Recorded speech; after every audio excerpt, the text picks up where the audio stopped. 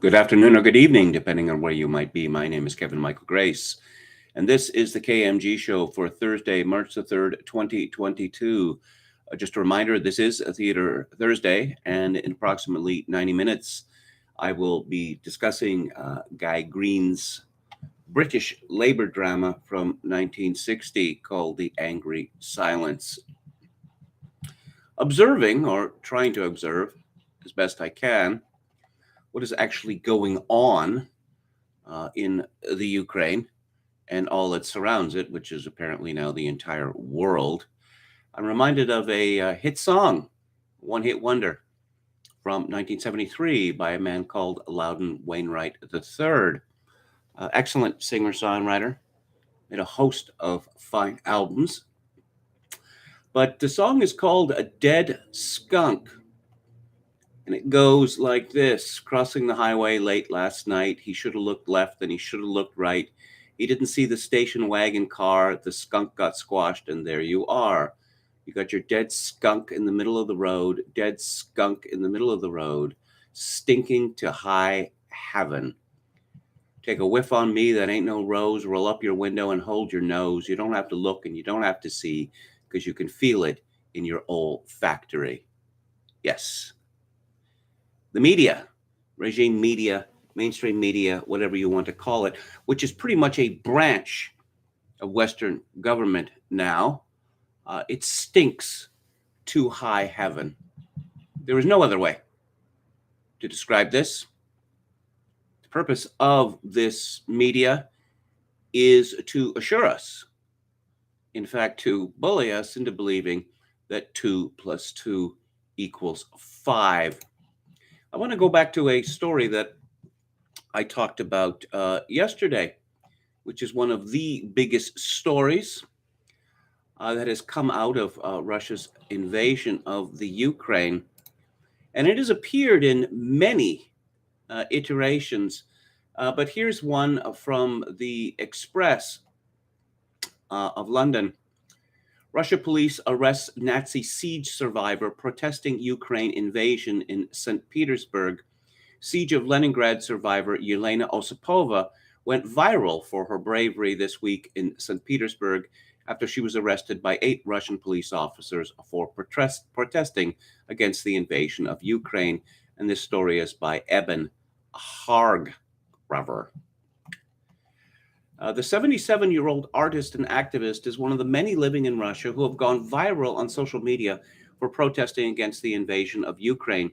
In footage shared online, Osipova can be seen being taken away by 8 Russian police officers for simply holding an opposite opinion to the Russian state-line regime.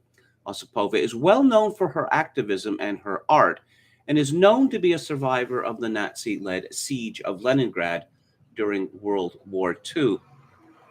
This story is fake. It is fake.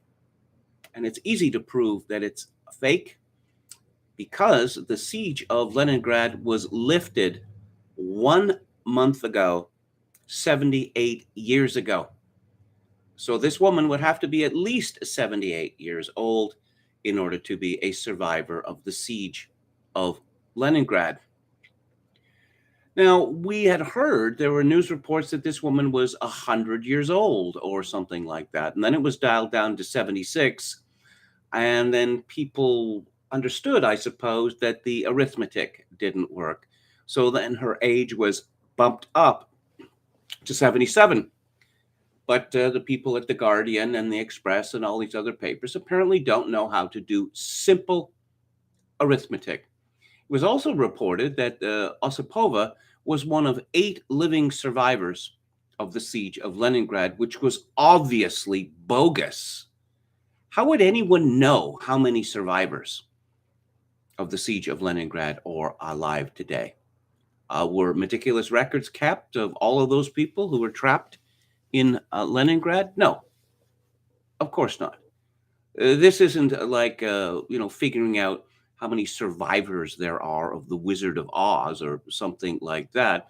We're talking about millions of people.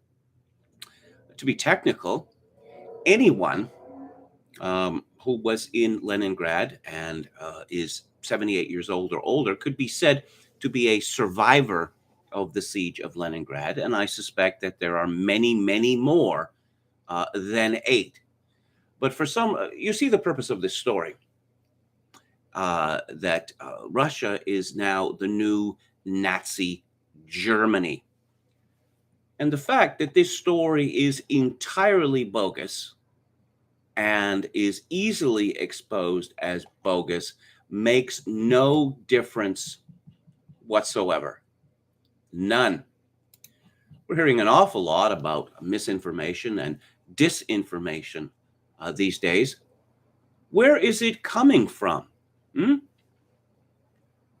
All of this misinformation or disinformation, or almost all of it, certainly the top stories since the invasion began, have been to the benefit of the Ukraine and the detriment of Russia.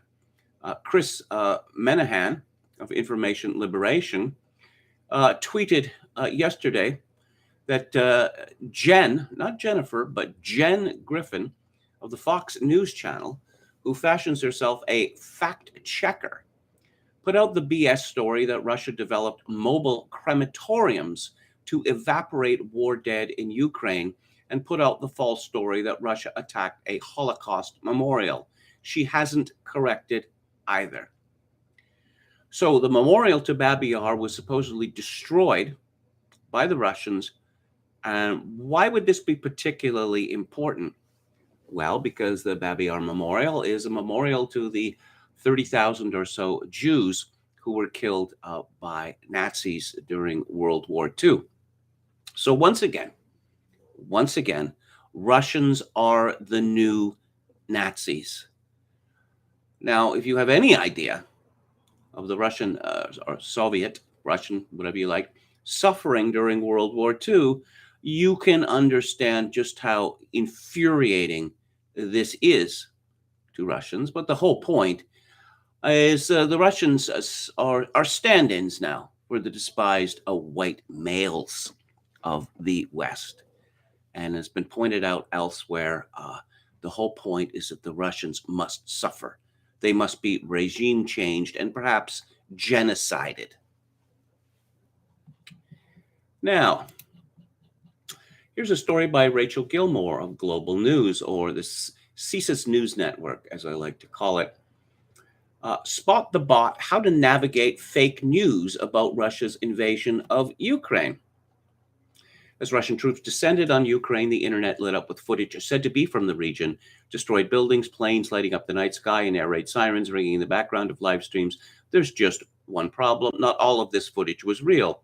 Some videos amassed hundreds of thousands of views on social media, only to be revealed as video game graphics, old combat footage, or even proven to show another country altogether.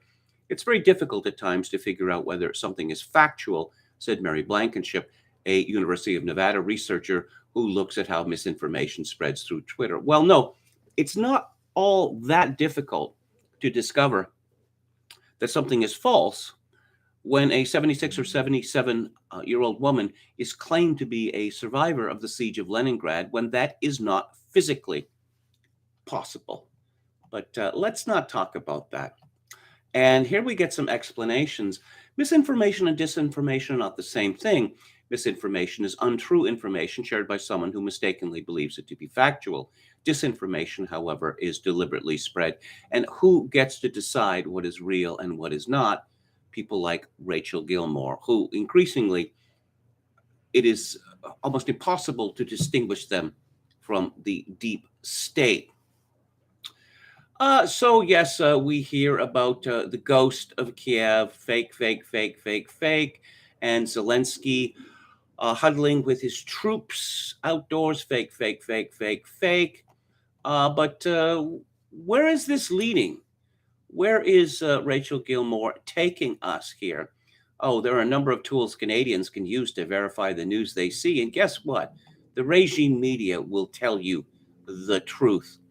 And then we hear from Jane Litvinenko, Ukrainian name, senior research fellow with Harvard University's Technology and Social Change Project.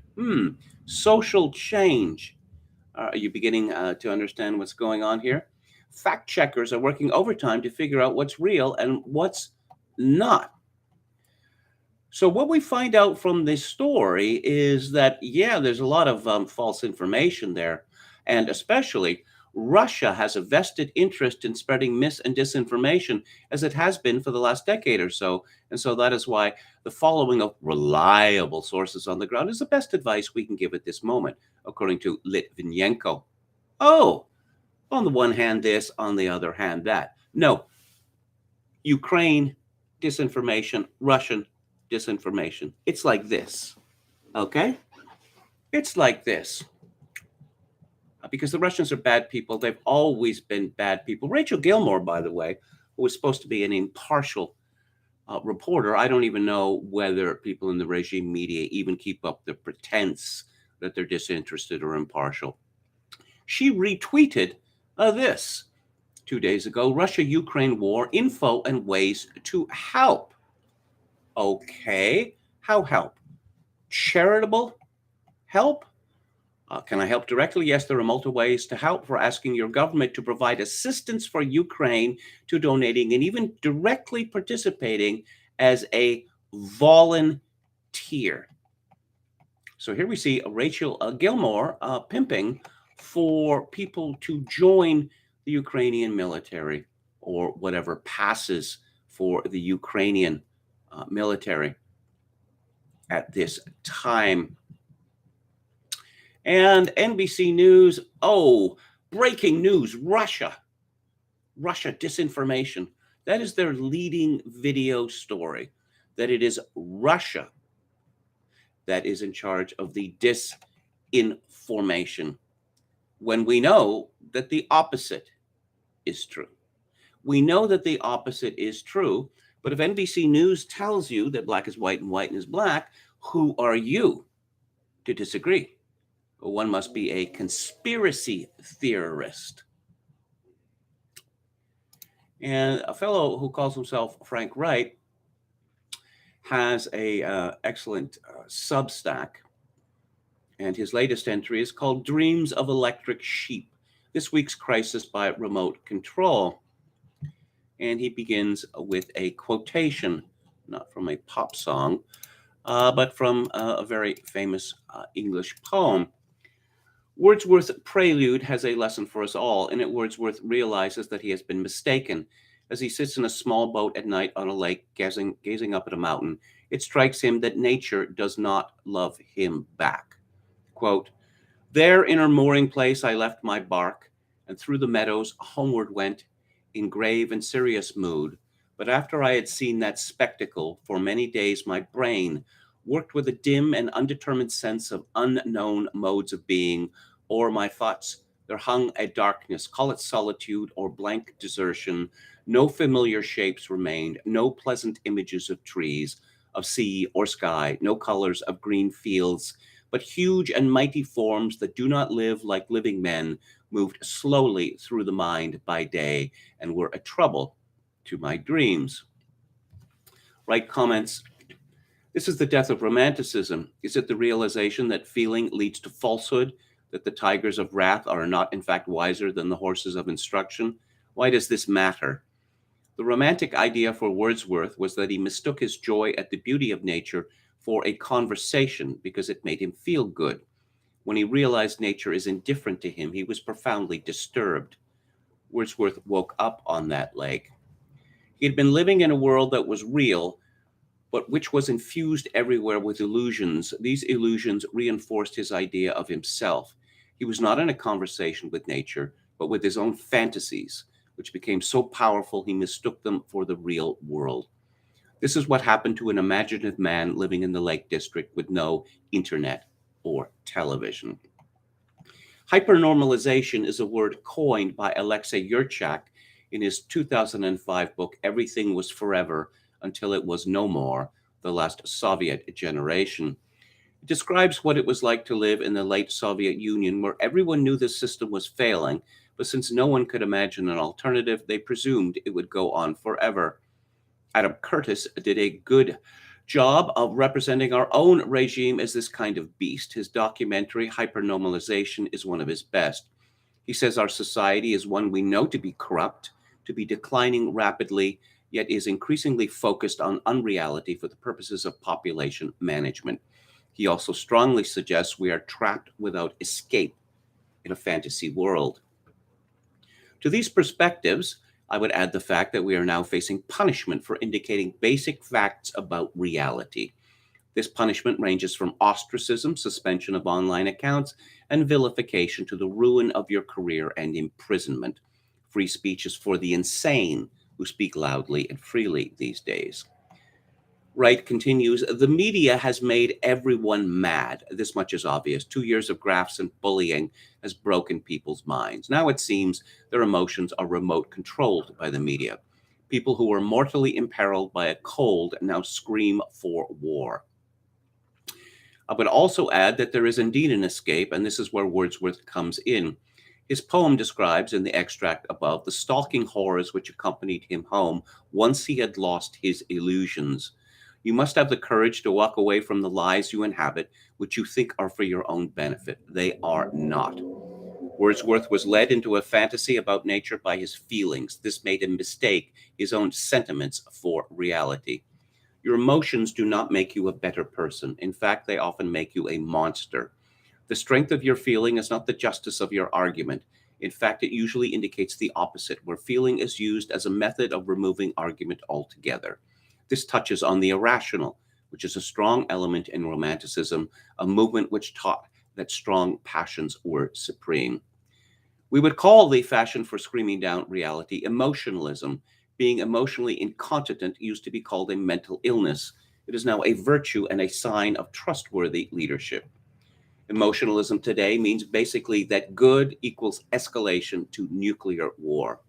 Emotionalism means that a university in Milan briefly canceled Dostoevsky for being Russian. Emotionalism over the last 2 years meant basically that good equals hate the anti vaxxers. It meant dehumanizing people who sensibly declined to participate in the masquerade or who similarly ignored the folly of house arrest versus the new flu. Emotionalism over the deeply questionable ecological crisis industry has fueled a sense of white guilt so strong people are no longer having babies. Take a minute to consider what no babies means for the future of the country. Emotionalism over green energy saw the Germans switch off their domestic nuclear power generation and become reliant on Russian gas. Thanks, Greta. Emotionalism compels you to fix everyone else's country with bombs and pallets of your money, but never your own. Wright continues, crisis is a business model for our managers. It makes them money, some of which comes from the anxiety medication they sell you. It keeps your eyes fixed away from the ruin of your own life, and it immiserates you with images of distant horror, which whisper of your impotence. It tells you that you have no control over your own life. This is a lie. I remember marching against the disastrous Iraq War, which ruined that nation and handed it largely to the Islamic Republic of Iran, whose influence now extends beyond Yemen to Libya, thanks to our humanitarian intervention and the relentless death cult of the neoconservatives. The Russians are doing one of these humanitarian interventions of their own right now. I wonder where they got that idea. One of the features of our regime is the complete erasure of historical continuity. Whatever the frenzy is this week cancels it all. Aside from the war hysteria, which is built around a child's idea of goodies and baddies, there is a durable instrument of control at work here whose efficacy has been refined by the 2 year campaign of terror to which our governments have subjected us. The law is moving to criminalize dislike and disagreement. The reality of all these phobias is that they express nothing more than that, of course. Reality is verboten. Everything rotten must be called sweet.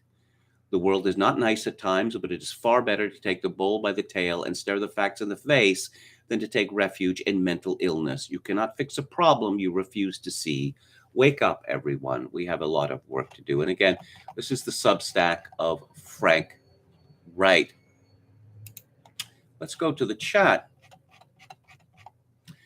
Hello to Anne Dan Allison, Chogokin 666, Dan, William Hicks, John S., Yo Mama, Don from Beyond, Dan Allison, Bob Casso 88. This was a hit.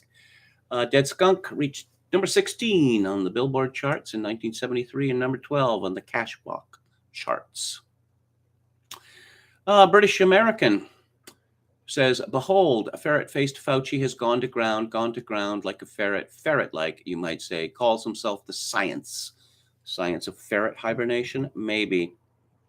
Don from Beyond says, my older son's mother-in-law has been visiting from Russia to help care for the new baby. Now the poor woman cannot even access her funds from Russia. Joe Obama has blocked such transactions. Hello to De Boreas, Justin Proto, who says, KMG, may I suggest you review Vlad Putin singing Blueberry Hill from Music Monday. Don from Beyond continues. And now my daughter-in-law is afraid she may get fired from her job because she is Russian, even though she obtained U.S. citizenship years ago. De Boreas asks, what happened to your right eye? I smacked it on the ground when I tripped over the shoelaces of my Rockport shoes. Yes, it's embarrassing, but that is what happened. And it happened 2 weeks ago, actually, 15 days ago. And quite a mighty smack, I guess, because I didn't damage the eye, just the flesh and the bone around it. And it is so hideous to behold that I am keeping it hidden under this patch. Dr. Deadname says the ghost of Vancouver flies again. Deborah says Ukraine is the most corrupt country on earth, certainly in what we call the West. Hello to Kyle Free. Your mom says I fought at Fallen Timbers. Hello to Buddy, who says Hannity called for the assassination of Putin and a NATO strike on the Russian convoy. Jeffrey Pye says, I'm sorry, with iPatch it works. I can't help but think that you had an Atari-era joystick at the ready that can blow all the craziness away. All the best. Without the Soviet Union and the war on the Allied side, would Nazi Germany have been defeated? I say yes. No. Second World War, well, in the European theater, was won by Soviet blood. There were other factors, but no. Overwhelmingly, it was the blood of members of the Soviet Union. Hello to Duvid. Rustin Shackelford. The left is not cheering for Ukraine because it supports Ukrainian nationalism. They're cheering for Ukraine to maintain a Western puppet state. Yes, let's you and him fight. You know that saying? That Ukraine is to be made a Holocaust, a blood sacrifice, so that the Redditors can feel good about themselves. And, of course, that the West, our leaders in the West, rather embarrassed. Oh, yeah, COVID-19. Hey, look at this shiny thing over here instead. Well, now you have another reason to feel panicked. But he says NASCAR owner offers 1 million rounds to Ukraine, which is probably not even illegal. Duvid says, God forbid Zelenskyy in a bunker sending out tweets, giving interviews to Western and Israeli media, and sending off Ukrainian peasants to die for laughs. Well, as I mentioned yesterday, we have no idea where Zelenskyy is. Could be in Kiev, could be in Western Ukraine, could be at an American military base. Duvid says, seriously bad idea to encourage people with no military training to attack Russian troops with Molotov cocktails and just handed out guns. Who else do we have here? David Wadler says, emotion prevents religious conservatives from considering the abortion issue rationally. William Hicks has an excellent essay by Mr. Wright, spot on. Popcasso88 says, what's the lowest chart position for a song to be considered a hit? I don't know, top 30, I suppose you could say. Others would say top 40 or even top 20. GC Style says, Rockports seem to have that problem. Okay. The USA would have nuked Germany eventually. Yeah, I don't know. Don't know about that. But let's get back to it here. And, let's look at the latest news. What passes for news? This is from the Drudge Report, which has gone insane. Putin, I'm taking it all. 9,000 soldiers killed? Well, that's what the Ukrainians are saying. The Russians are saying something around 600. Mine warfare on Kiev's eastern front. Apparently, the Ukrainians are laying mines on the beaches of Odessa, which, by the way, we're supposed to spell with one S instead of two, because, well, I thought that laying mines was considered to be wicked, wicked, wicked, but none of it's the good guys doing it. Kiev, or sorry, not Kiev, Kyiv, shrines, memorials at risk. Oh, are we going to come up with more fake news about that? And let's go to a more reliable source or aggregator, which is antiwar.com. Russia takes control of first major Ukraine city, conflicting accounts on civilian military deaths in Ukraine.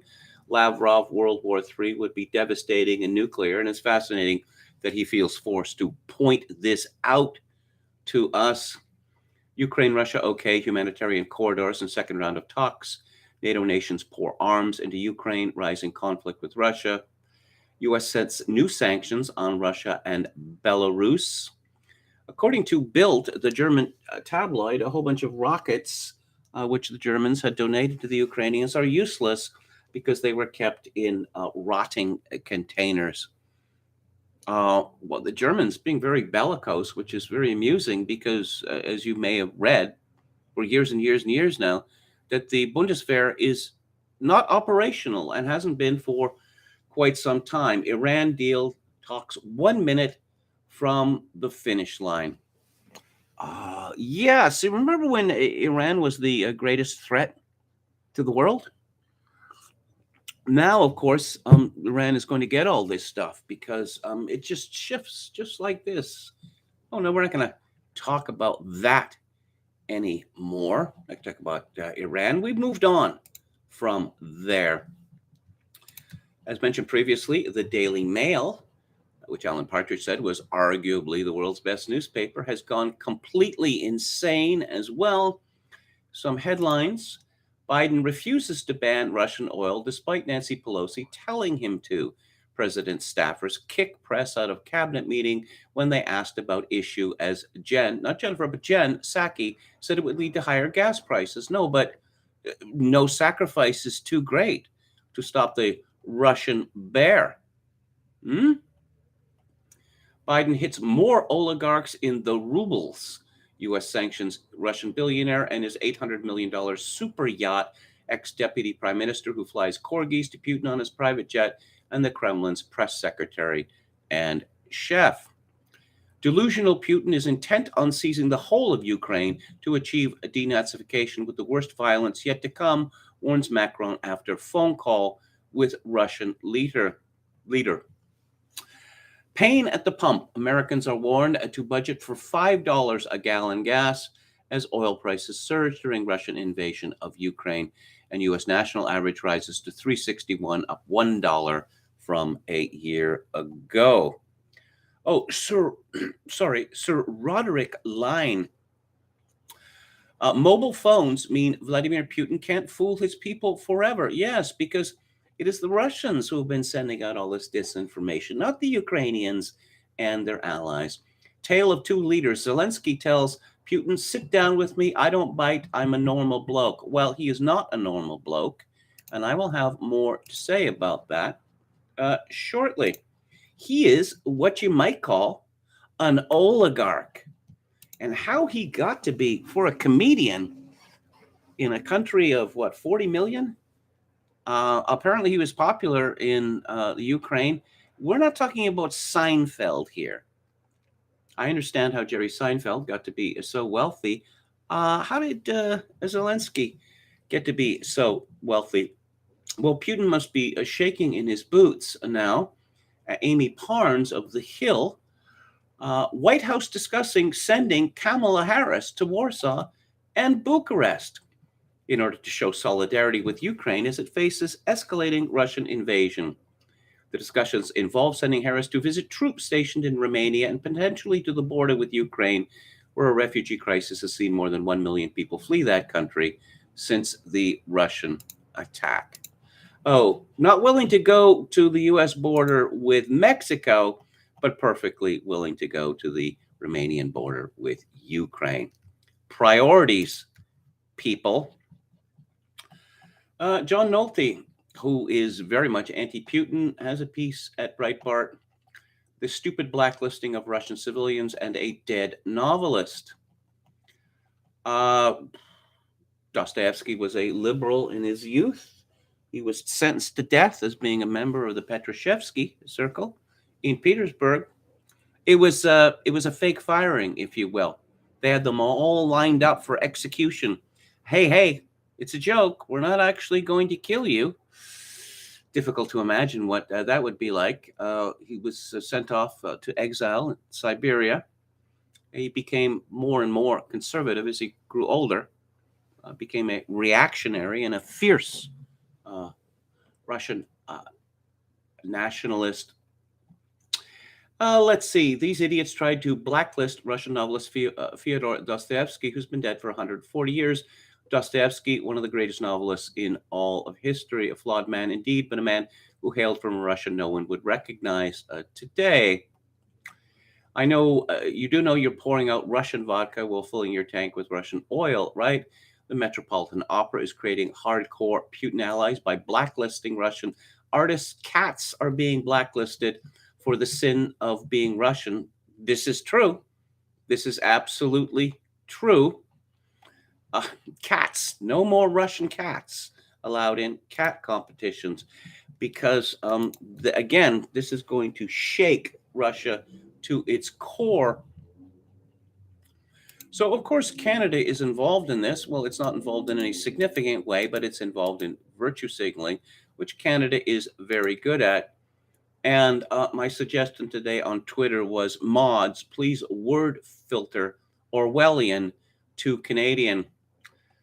Statement on behalf of Canada, chair of Freedom Online Coalition, how very satirical, a call to action on state-sponsored disinformation in Ukraine. Let's not talk about state-sponsored disinformation in the Canadian media. Anyone who supported the truckers' protest is evil. White supremacists, white nationalists, quite possibly a Nazi, potential rapist. I could go down the line. As 2022 chair of the Freedom Online Coalition, Canada leads a coalition of 34 governments united by our belief that the same human rights people enjoy offline must be protected online. Yeah, let's just seize the bank accounts of people who contribute to protests, because that's all about freedom. The unprovoked and unjustifiable attack by the Russian Federation against the territorial integrity, sovereignty, and independence of the democratic state of Ukraine was preceded by a steady outpouring of fabricated claims and unfounded allegations online by the Russian Federation. We've since witnessed a continued onslaught of disinformation orchestrated by the Russian Federation. State-sponsored disinformation campaigns undermine peace, prosperity, and individual freedoms, threatening to destabilize the fabric of our rules-based international system. Oh, yes, territorial integrity. How about Serbia's territorial integrity in 1999? What happened was that NATO went to Serbia and said, you're going to surrender your sovereignty to us. And Serbia said no. And so NATO decided to bomb the hell out of Belgrade. Canada, my country, was responsible for 10% of the terror bombing, and it was terror bombing, as admitted by Lieutenant General Short of the United States Air Force, which is supposed to be a war crime under the Nuremberg doctrine. But if we do it, it can't possibly be a crime, because the Serbs, I mean, they're terribly bad people. We found that out on 24 with Kiefer Sutherland, right? Zelenskyy, who might be the most popular man in the world right now, or so we are led to believe. This is from Jack Bingham at LifeSite News. Ukraine's President Vladimir Zelenskyy has stated that Canadian Prime Minister Justin Trudeau was one of the reasons he got into politics. After leaving his career as a comedian and entertainer and becoming Ukraine's president in April 2019, Zelenskyy hailed Trudeau as one of those leaders who inspired him to join politics. While Zelenskyy has shot to stardom from relative obscurity, from the perspective of the West since the Russo-Ukrainian conflict became international news last week, his admiration for Trudeau comes as less of a surprise when looking into his background. Like Trudeau, Zelenskyy is an acolyte of Klaus Schwab's World Economic Forum, the globalist organization behind the now infamous Great Reset agenda, which tells the world that by the year 2030, you'll own nothing and you'll be happy.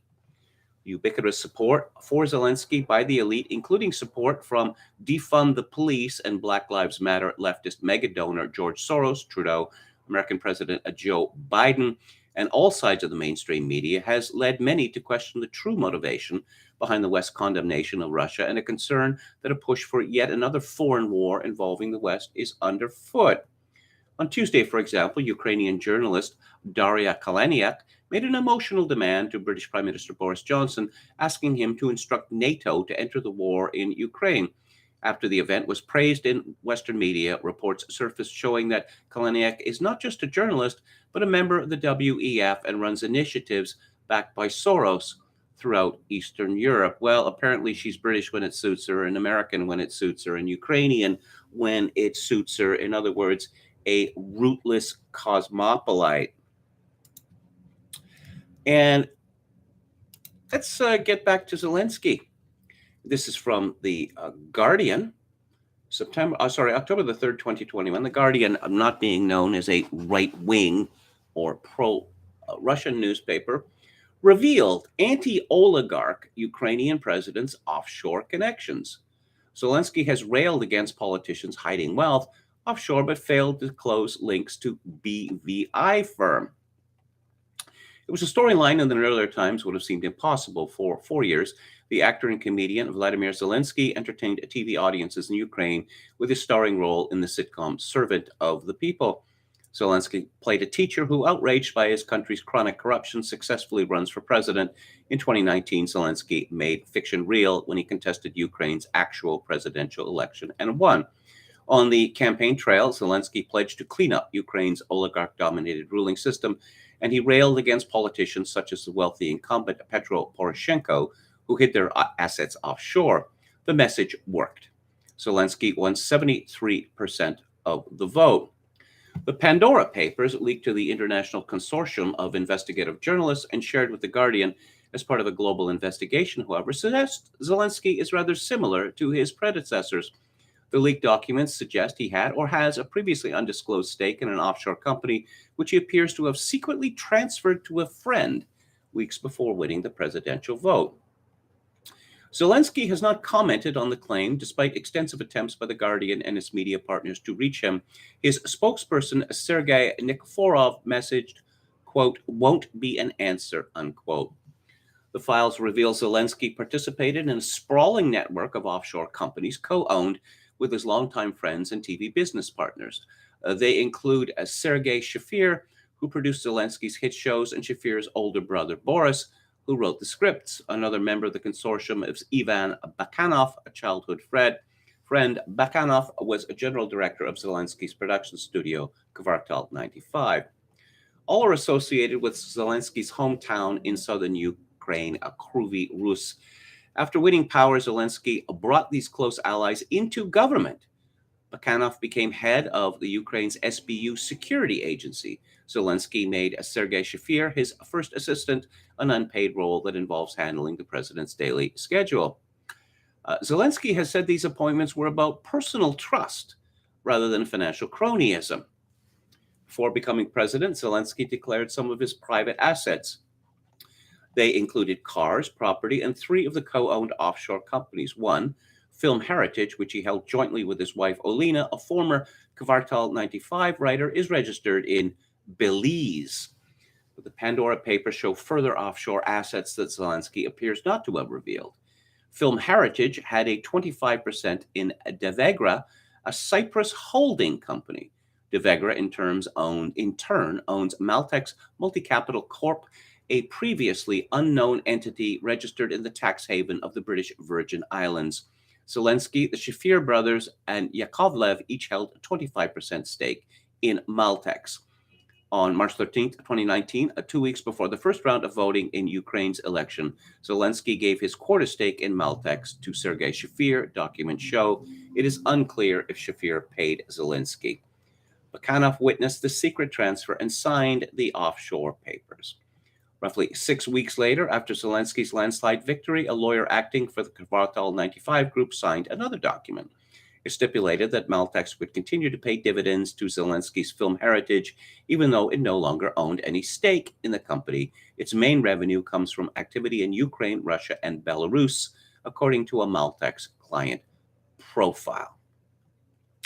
The key document, dated April the 24th, 2019, says Maltex holds shares in companies that produce and distribute TV films. One reason for setting up Maltex was, quote, tax-efficient accumulation of business profits and legal protection, unquote. Boris Shafir said Pakhanov had mostly set up these offshore financial schemes in order to protect the company from authorities and bandits. So, Zelenskyy is an oligarch, and the source of his wealth, unknown.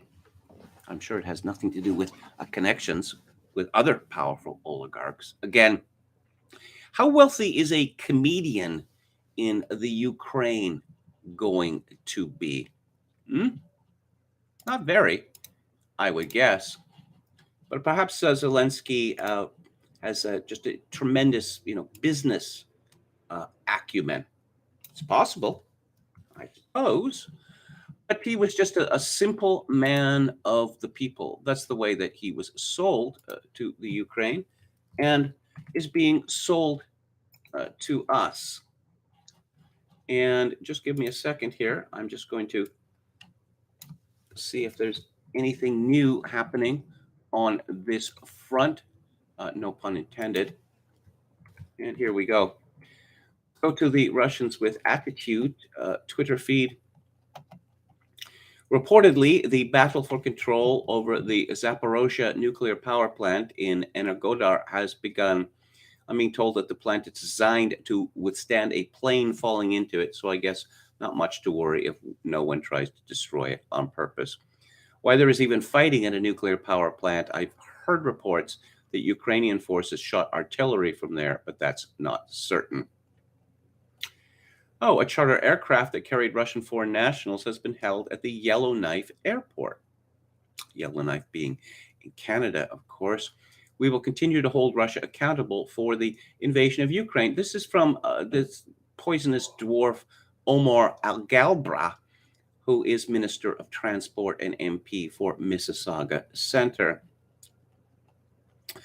Does Canada consider itself at war with Russia, basically because it's an extension of Ukraine? Kharkov TV tower reportedly under Russian control now. And let's go to another valuable site, ASB News or ASB Military. And early and unverified reports of a fire at the Zaporozhye nuclear power plant. Ukrainians started firing RPGs and javelins at the Russians as they entered the nuclear power plant, according to the live stream. Followers report you can unwind and watch it. If our followers would be kind enough to rewind to the point where it started and screen grab it and reply to this tweet, we'd appreciate it.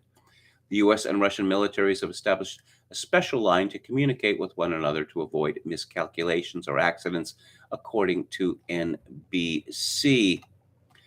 BBC Rus blocked in Russia, according to network data, as well as Deutsche Welle, Medusa, Apple, App Store, Google Play, Radio Liberty, and others. Yes, a couple of days ago, there was chaos in Moscow subways because people were using Apple Plus and other Western debit means, and Russians are cut off from that now. And of course, we're going to see tit for tat in this regard. Perhaps a good idea all round. This is from the valuable source informationliberation.com. Ukraine's Special Command's Operations Command announces they're going to start committing war crimes. This is from the command of the Special Operation Forces of the Armed Forces of Ukraine. A tweet, an official tweet. From now on, there will be no more captured Russian artillerymen, no mercy, no please do not kill, I surrender, will not pass. Each calculation, no matter commander, driver, gunner, loader, will be slaughtered like pigs. Piss in your pants, we've already come for you. Call your mom one last time, say you'll die soon, jackal. We are not death, we are worse. And Joe Schickman comments, this is public admission of a war crime. But once again, it's not a war crime if the good guys do it. Clint Ehrlich, who's been quite valuable. SITREP, day 8. Most analysts think the odds of a ceasefire are increasing in Ukraine. They have it exactly backwards. We've actually moved closer to the nightmare scenario where Kiev is simply leveled. The Russian military is still in a strategic position to win the war. They've already surrounded Azov Battalion at Mariupol, and they're on their way to encircling Ukraine's forces in the Donbass. If this were a strategy game, you'd really want to play as Russia. The fall of Kherson yesterday, a city of 300,000 people, will mark a turning point in the war. The Ukrainian forces barely put up any resistance, and the city was spared. The message to other cities is clear: fight and be leveled, or surrender and be treated kindly. It's not just the psychological impact of Kherson's fall that's important, though, it's also the geography. Ukraine is almost now entirely cut off from the Black Sea. The Russians only have to take Odessa in order to transform Ukraine into a landlocked country. The goal of the Ukrainian forces in the Donbass will now be to punch out of attempted Russian encirclement. But even if they can split the blades of the near pincer, the Russians can spring a second and third pincer on them. They have multiple paths to bisect the country.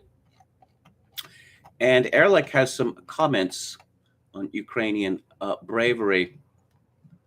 Are we really helping the Ukrainians by encouraging them to fight? I'm awed by their bravery. It's fun to cheer on an underdog, but if the end result is watching it get viciously torn to pieces, was it really worth it? There's a real risk that we're selling the Ukrainians a bill of goods, just like we did when we promised them NATO membership. They're asking for a NATO no-fly zone because they know they can't win without it. We aren't going to give it to them. Where's that leave us? The end result of all of our cheering and all of our weapons deliveries could be a reprise of the Second Chechen War. The Chechens fought even harder than the Ukrainians. They inflicted horrifying losses on the Russian army against all odds. Where did it get them? A Russian siege of their capital that laid it to waste. And there is a picture, a rather horrifying picture, which resembles, Hiroshima, after the bombing in 1945, of Grozny, their capital. Amusingly, or not, Grozny means terrible, as in Ivan Grozny, Ivan the Terrible. And he notes, this was Grozny after the war. This is what so much Chechen bravery achieved. If the Ukrainians keep fighting hard, it's what will happen to Kiev, all while we cheer them on from the sidelines. And let's talk about sanctions. Yay, sanctions. This is from Henry Delacroix at theamericansun.com. In the first week of hostilities in Ukraine, the West quickly announced sanctions on Russia. Beyond the anticipated sanctions, big hitters like cutting off SWIFT access, freezing and seizing oligarch assets, and going after central bank reserves were trotted out. Russia has the GDP the size of Italy, but this is a large market of consumers and produces strategic commodities.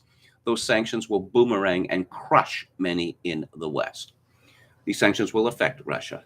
Russia withstood the previous round of sanctions with import substitution and enjoyed the devaluation of the ruble when the entire world was in the beggar thy neighbor mid-tens.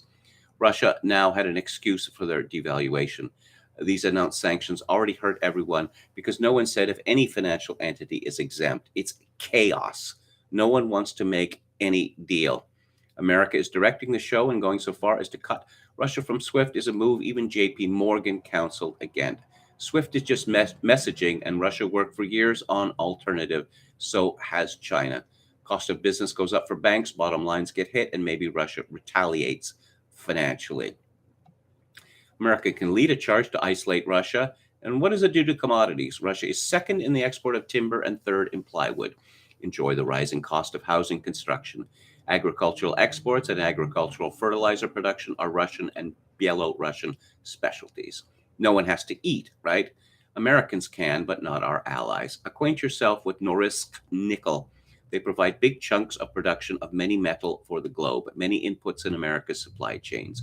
What happens when supply is not there? Shut down the factories today, boys. Got no copper, palladium, nickel, etc. The buying power of firms will matter more, so expect consolidation. This is dangerous because what was considered heightened geopolitical risk that could aggravate input inflation is now supply destruction. Not every nation is going along, so those countries will enjoy the shift in resource allocation. If America forces firms to stop selling goods to Russia, the non-aligned global market will fill that vacuum. Disney, Netflix, OnlyFans, Pornhub, and other soft power media firms are cutting Russia off, but that's a net positive for Russia. It's an opportunity for foreign media entities, but more importantly, it is an opportunity for developing cultural sovereignty. It's a big world, and America is learning the multipolar future is knocking on the door. Did any American firm mention this in quarterly calls? Did they plan for this? No. They barely think beyond their 3-year plans with step-stair quarterly meetings. They will have to be careful on the next quarterly call due to geopolitical correctness. At the same time as Russian erasure in the West, some executives may have to divorce their Russian wives. Immediate shock will be gas for consumers. They see summer prices now in March, so summer price assumptions must be raised. Commodity inflation will cause firms to adjust prices to get ahead of coming input cost increases. Airlines will have to plan for triple-digit oil. The shock does not come with risks Russia can do a little economic warfare back. Wheat exports can be directed elsewhere, picking and choosing winners and causing chaos in U.S. imperial vassal states. OPEC is not budging. This is not the 1980s. And Delacroix concludes, a dark interpretation is that this is an indirect means to punish the American middle, pounding them into serfdom. The Great Reset by means of war, not COVID. That remains to be seen. It could be just war fever guiding ideologues into moves they did not think clearly about and are unaware of how it will hurt their empire or empower an ascendant power in the Pacific. This will hurt Americans. Discretionary income will be squeezed further and savings are already down. How many helicopter drops of money are left? From firms to shoppers, everyone will suffer for the accumulation of incompetent moves in Eastern Europe. Let's go back to the chat. Jokin666 says, if I hear one more person calling Chechens non-white, I'm going to scream. They are literally Caucasians. What's the song? Oh, Rah Rah Boney M's Rah Rah Rasputin. Will radio stations ban it? Asked Dan. Metal Mike says, Dan, they should. That song is heteronormative. British American says, so Russia has a Canada-like GDP, very similar country, huge resource, stinking rich, and what, about 4 to 5 times Canada's population? What gives? Why they so low GDP? Well, Russia is actually far more spread out in terms of population centers. I mean, there are cities of 500,000 or more, deep in northern Siberia. As is well known, the vast majority of Canadians live within 20, 30 miles of the American border. Dr. Zhivago is next to go, says Oscar Toe. Dr. Deadname says, can we get Netflix and Disney to cut us off too? Putin just related to the Canadian Prime Minister with the term communist, says De Boreas. Zen Master says, Vlad comes at you fast. When do they just crumble when they find out that Joe Rogan-type cancellation attempts don't work on Putin, says Oscar Ito.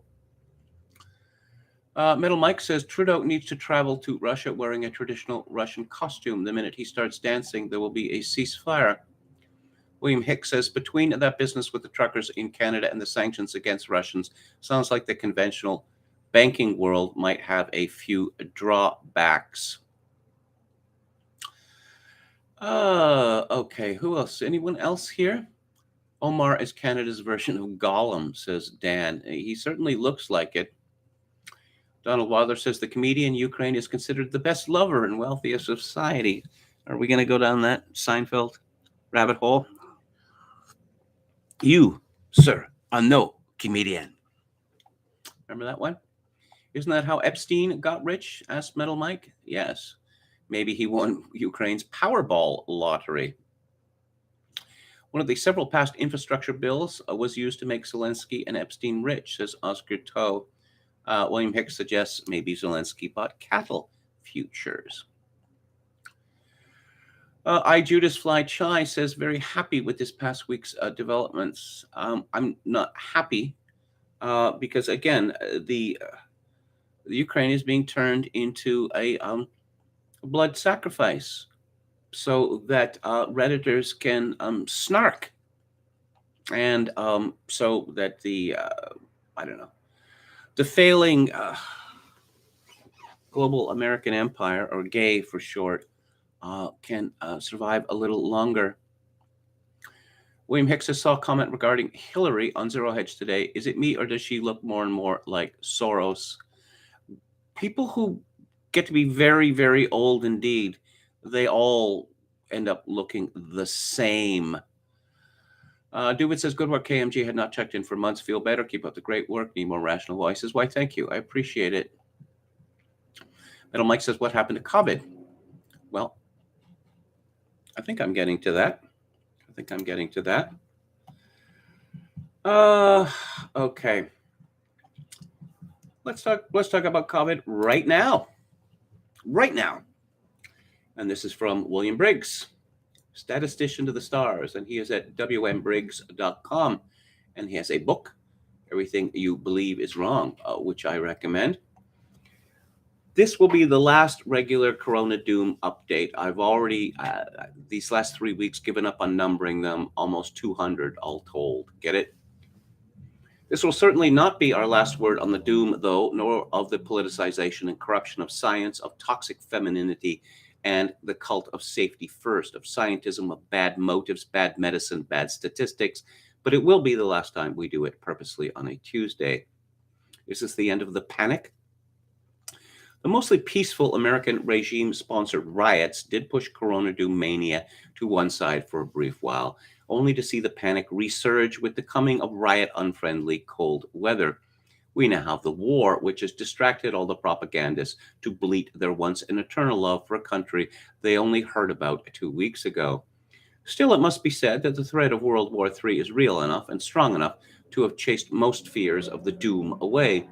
It now seems doubtful if it will ever come back. 2.5 years of idiot panic is sufficient to sate most drama queens, soy boys, and even tyrants. I say most. Avers Briggs. College-based toxic femininity continues its loving death grip. The ladies in several of these strongholds are holding hug-ins or whatever to talk about their feels over losing mask mandates. Some are refusing to give up on masks because safety first. I had links to these stories, but misplaced all but one. You look them up. It's too stupid to waste time on. Meanwhile, after the New York Times ratted out the CDC for hiding data, which they did because of expert hubris, several other regime sources took the hint and began admitting what we have been saying since the beginning. The last 2 weeks saw more conspiracy theories becoming verified than at any other time during the panic. And this is from Amy Therese. And May 2020 versus January 2022. Anti-vaxxers have a dangerous theory called natural immunity. Now it's going mainstream. This is from Mother Jones. Oh, and News Channel 8. 2 years later, natural immunity superior to vaccines against Delta variant. CDC study finds. Golly, it's really funny how that happens, isn't it? I mean, everybody knew this. Briggs continues, many companies drop their stunningly moronic vaccine mandates for employers. They must have figured out that being unemployed was no guarantee of immunity or inability to spread disease. Even New Zealand, a land suffocating sweetly in a tight matriarchal grip, was forced to lose its hold and abandon its mandate. Mandates always existed only to assuage the panic and to punish the people for distrusting the regime and not loving experts. The political agency known as the CDC is led by a lady you'd better hope never becomes your doctor. This lady said there was no known adverse events in the vax. On the same day, its bureaucrats said, yep, there were. The CDC also retreated without admitting error on masks. As I guessed, they didn't say they weren't needed, but their use would be guided by a secret formula only experts at the agency had access to. This allowed them to save face and say the secret formula agreed with the politicians dropping the mandates. The same link as above, incidentally, has a wonderful demonstration showing how the CDC cheated, lied, and obfuscated on a so-called mask study. Same kind of thing as always, rotten, biased sample. Well, maybe it was a lie. I'm inclined rather to think that the CDC was at the forefront of diversity as our strength and that they have already died. That's diversity, inclusion, equity so hard that they don't know how to do science anymore. Here's my favorite mask study picture. This is from Ian Miller at Twitter. Despite significantly lower mask compliance for the past 6 months, the neighboring counties around Los Angeles reported dramatically lower case rates during the Omicron winter surge. It's amazing how often consistently high mask usage turns out to be completely irrelevant.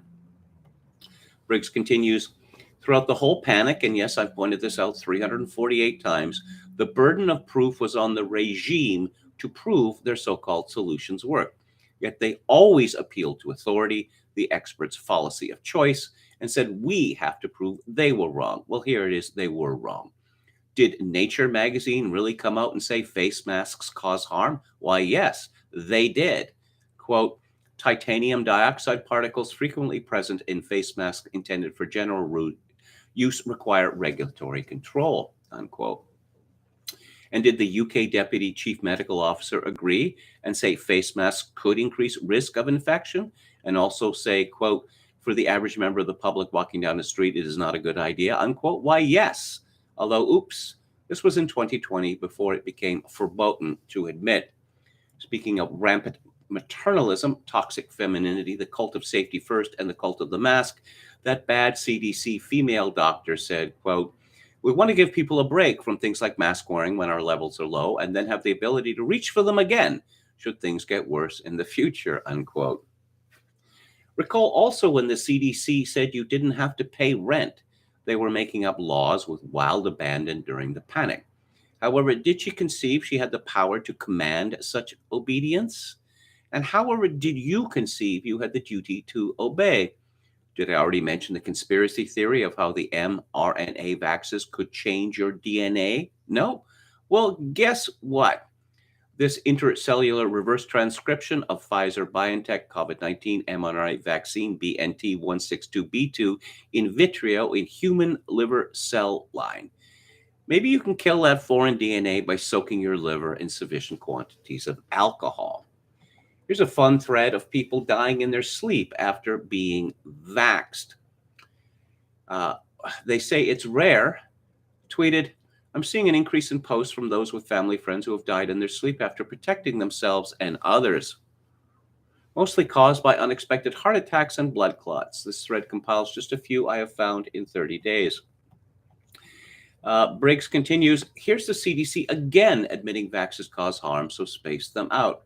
And how about that German insurance company that got sick of making payouts on youth becoming sick on unnecessary vaccines? Yes, that happened too. Be careful, young ladies, of that weird new kind of heart attack that has, trust us, nothing to do with the vex. You young men, watch out too.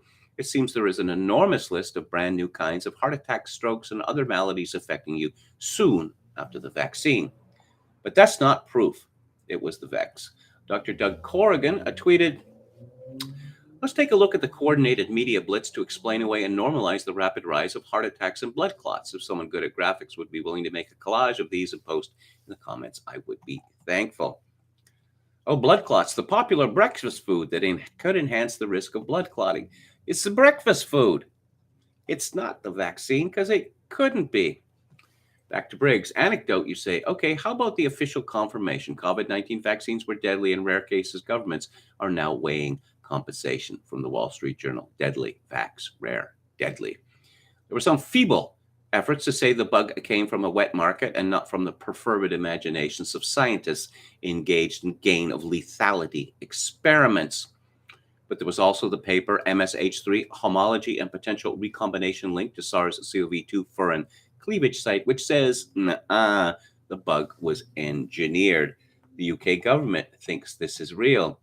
And say, didn't the Moderna chief cash out his stock and disappear from Twitter? And didn't that company's officer also cash out? Why, yes, that happens. Experts have been our bane. Here is a large and growing list of all the mistakes they have made. This is from Alexandros Marinos, The Lies That Experts Signed, a list of statements from expert groups during the pandemic stating falsehoods that said experts should have known at the time were false. But you see, The science has evolved. It's that simple. Again, I've talked about how we seem to live in a Schrodinger's cat world. The science is written in stone. You dare not object. How dare you do your own research? Oh, it's written in stone. Okay. Until it changes, because science is evolving. And when can it change? I don't know, in 2 years, a year, 6 months, a month, a week. But the new science, the new evolved science, that's also written in stone. Of course, that is not how science works or is supposed to work. But as Briggs would say, that science has been replaced by scientism. Briggs continues, I could have doubled this easily, but that's enough. Not only are we sick of the panic, we're sick of experts and politicians. Still with me? Good. I left the bad news for the last.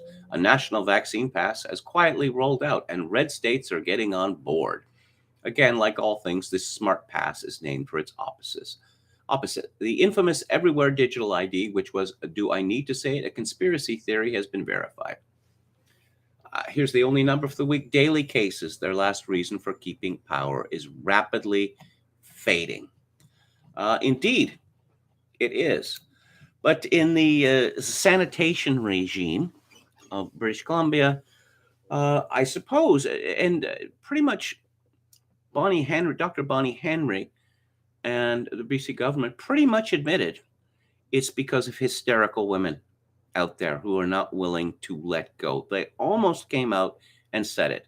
But we are going to have this ridiculous ID and the masks and all the rest of it until June the 30th. Ontario, which is all the restrictions will be over by the end of March, including masks, is still reporting data, unlike many other locales. The data has become so embarrassing for the experts. This is from Carissa Wilson at CP24. Health Minister Christine Elliott tweeted that 45% of hospital patients were admitted for COVID-19 and 55% were admitted for other reasons but have tested it positive for the virus. Christine Elliott did not mention how many people were infected with COVID in the hospital, which is endemic. There are currently 834 people with the virus in Ontario hospitals, down from 847 yesterday and 1066 a week ago. And how about the latest numbers here? Ontario confirmed 2,262 coronavirus cases today, but health officials warn this number is undercount. Yeah, of course it is. Among the latest cases, 1,700, let's start from the bottom. 66 are partially vaccinated, 175 have an unknown vaccination status, 259 are unvaccinated, and 1,762 of the individuals are fully vaccinated. That's more than 6 times. You remember when we were being hit with the ratio? Yeah. Don't look at the numbers. Look at the ratio. The ratio is looking very, very bad. And it gets even worse because fully vaccinated is considered to mean 2 vaccinations. But what's the case on the ground in Ontario? So far, 89% of eligible Ontarians aged 5 years and old have received 1 dose of the jab. 85% have received 2 doses, and nearly 50% have received 3 doses. But it's not keeping them from getting COVID, is it? And it's not keeping them from being hospitalized, is it? And it's not keeping them from dying from it. But it's still your duty, because the experts say so. This is from Jack Bingham at LifeSite News. Internal emails reveal that the Quebec government had no basis in science for implementing a curfew as a measure to prevent the spread of COVID during the so-called pandemic. According to internal emails between Quebec officials obtained by the CBC, just 6 hours before the December 30th press conference where the government announced a curfew was being implemented to fight the spread of COVID, the government was still searching for a shred of scientific evidence that could be cited to justify the order. Well, isn't panic good enough reason? This is from the National Post, sorry, the Canadian Press.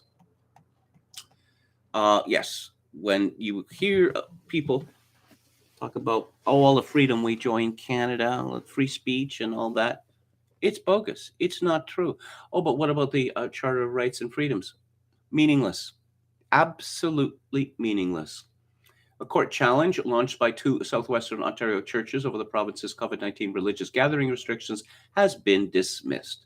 During a 3-day hearing, lawyers for the Church of God in Aylmer, Ontario, and the Trinity Bible Chapel in Waterloo, Ontario, argued that the public health restrictions put in place to curb the spread of the virus at the height of the pandemic infringed upon the freedom of religion and assembly under the Canadian Charter of Rights and Freedoms.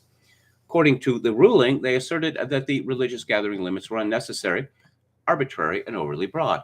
On the other hand, the famous but, the province argued that the restricted measures were in line with the Canadian Charter of Rights and Freedoms and justifiable under Section 1 of the Charter. That section states that the rights and freedoms set out in the Charter are subject, quote, only to such reasonable limits prescribed by law as can be demonstrably justified in a free and democratic society. And who gets to decide what are the reasonable limits that can be demonstrably justified? Judges, unelected judges. That's simple. Pierre Trudeau decided that common law was a bad thing, that we needed positive law, as they have in the United States. And so the whole common law tradition of Canada was swept away when the Charter of Rights was implemented in 1982. And it turns out we don't have any rights anymore, despite what the Charter says. What rights we can keep are determined, once again, by judges. And to give one example, in a case that got very little attention, and this case is 19 years old, the Supreme Court of Canada ruled against the Surrey School Board in British Columbia, which had banned the use of Heather Has Two Mommies and such material in the curriculum. Now, it turned out that the recently elected Surrey School Board had a bunch of Christians on it, and also Sikhs and other religious types. And the Supreme Court of Canada held that it was unconstitutional for a body such as the Surrey School Board to make a decision against diversity if religious belief was involved. Yes, our Supreme Court actually did that. And it's a good thing, according to the people who run my country, because people who believe in God are bad people. It's that simple. And this is another story from LifeSite News from Pierre Borlevy. The chairman of the board of a large German health insurance provider was fired for sounding the alarm on COVID-19 vaccine adverse events last week. Andreas Schiffbeck, now former chairman of the board of German health insurer BKK Provita, raised concerns over data indicating an excessive underreporting by government authorities of adverse events following the experimental COVID-19 gene-based vaccine injections.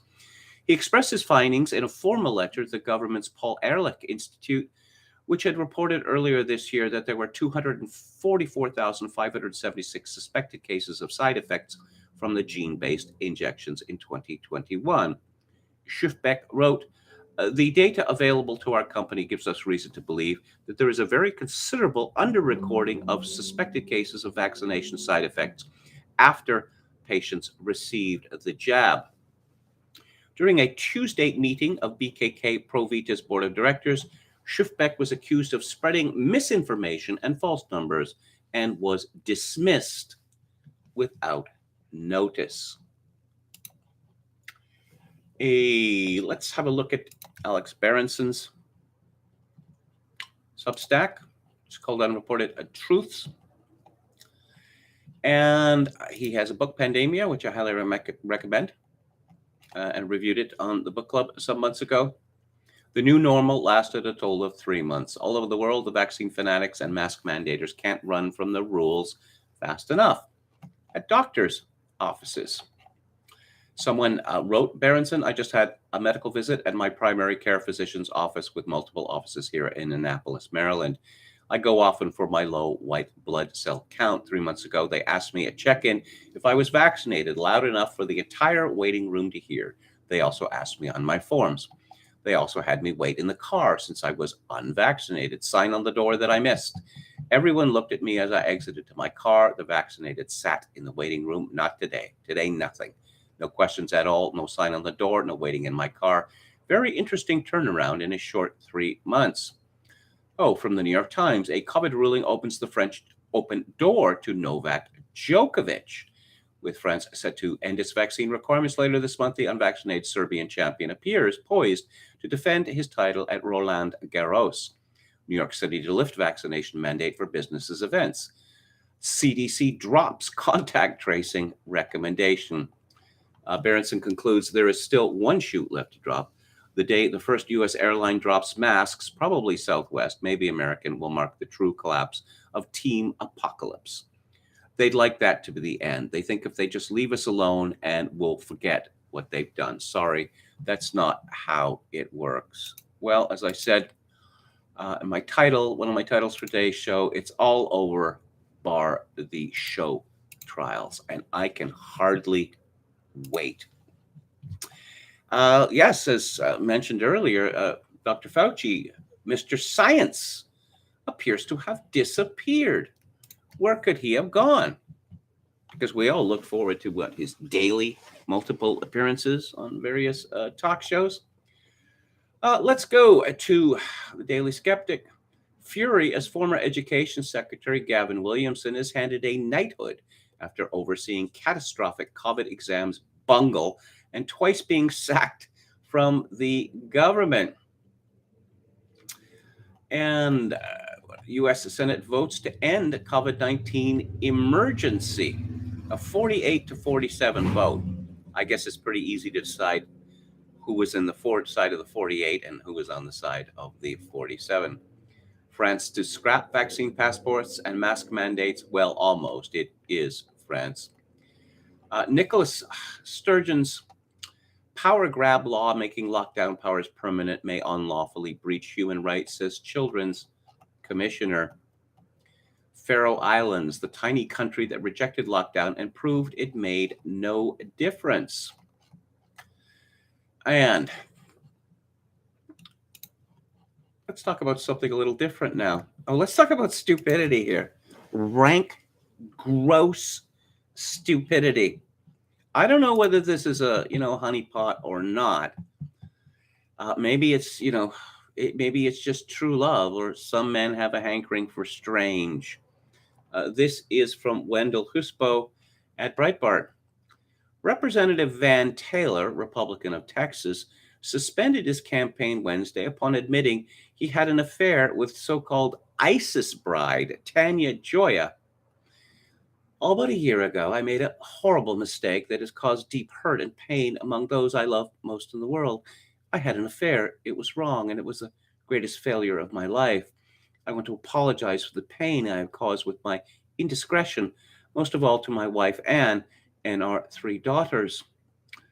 Taylor continued, indiscretion, that's not exactly the right word. I mean, it is possible to carry on an affair without being caught out. People are often accused of being indiscreet when they carry on with women, or, vice versa, without taking precautions to know that, say, one's wife or husband doesn't find out.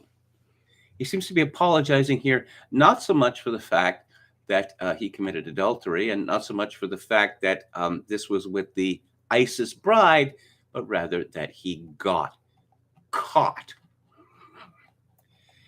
And,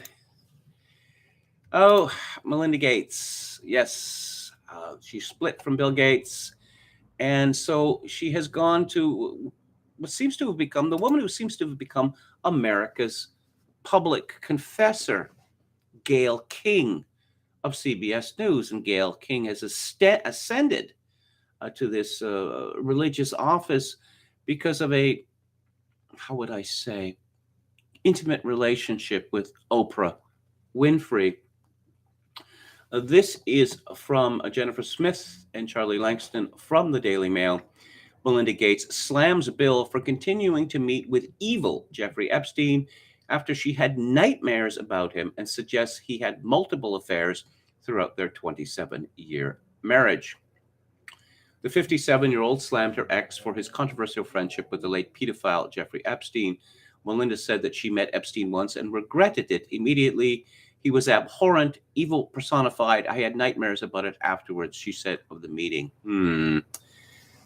When you're in the stratum of Bill and Melinda Gates, you meet many people who are abhorrent and evil personified. But of course, when Bill Gates was asked, why the close relationship with Jeff Epstein, he said, well, Jeff Epstein, he had a lot of influence, a lot of connections. And, if I wanted to get a hold of someone, and I thought, you need to work harder on your lies, Bill Gates. Is there anyone in the world that Bill Gates could not get on the phone? Anyone? Oh, yes, sir. It's Bill Gates. No, I don't have time for Bill Gates. Did you tell him I'm busy? Okay. Maybe we can fob him off with some low-level staffer. Are we really supposed to believe that? I don't know whether Melinda Gates is, interested in burnishing her divorce suit against Bill Gates. This is just completely unseemly. I am just going to share my humiliation on TV before millions of people. And I'm going to humiliate myself again. And is this supposed to be cleansing or something like that? Ooh, she is dipping her toe into dating again and finds it, quote, interesting. Yes, I suppose it must be.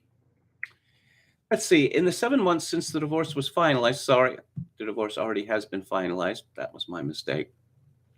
The former couple has put on an amicable display, coming together in October last year to host the wedding of their eldest child, Jennifer, who tied the knot with Egyptian equestrian Nael Nasser in a lavish ceremony at her 142-acre estate in North Salem, New York. Melinda has also thrown herself into the fight for gender equality, pledging in June 2021 that the Gates Foundation would spend $2.1 billion on the cause over 5 years, one of the largest single commitments the organization had made in more than 2 decades. Gender equality. Well, there's $2.1 billion down the drain. Of course, this is one of those NGOs that we talked about yesterday that, billionaires should give away half of their money, which is an insight that Melinda got from Warren Buffett. Is it really giving it away if you set up a foundation which you control, which gives you even more political power than money can normally buy? Is that really giving it away? The philanthropist's pledge seemed to send a clear message about her split from her ex-husband. Melinda had long pushed for gender equality to be a key priority for the Seattle-based foundation, while Bill had insisted that he prioritize polio eradication and the development of vaccines. And, oh yes, Kanye West. He's changed his name to Ye or Yee, and we're all supposed to go along with this. This is again from the Mail by Erica Tempesta. Julia Fox lays bare whirlwind romance with Kanye West. Actress claims she dumped rapper because relationship was unsustainable, revealing she lost 15 pounds. Oh, dear, in the month they dated, but admits the exposure was priceless. And I'm looking at a picture of this woman in just one of the most ridiculous garments I have ever seen. She's quite a good-looking woman, I must say, but she goes out of her way. Perhaps Kanye West was her fashion advisor. And we keep reading these stories. Oh, yes, here's a picture. Fox has a 1-year-old son, Valentino, with her ex-husband, pilot Peter Artemiev.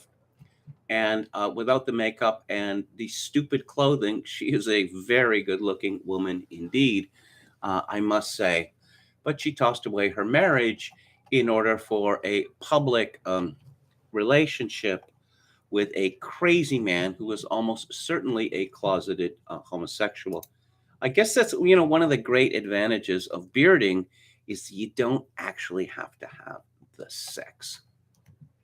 In other Kanye news, Paul Boyce, watch. SNL's Pete Davidson gets buried alive in Kanye West music video.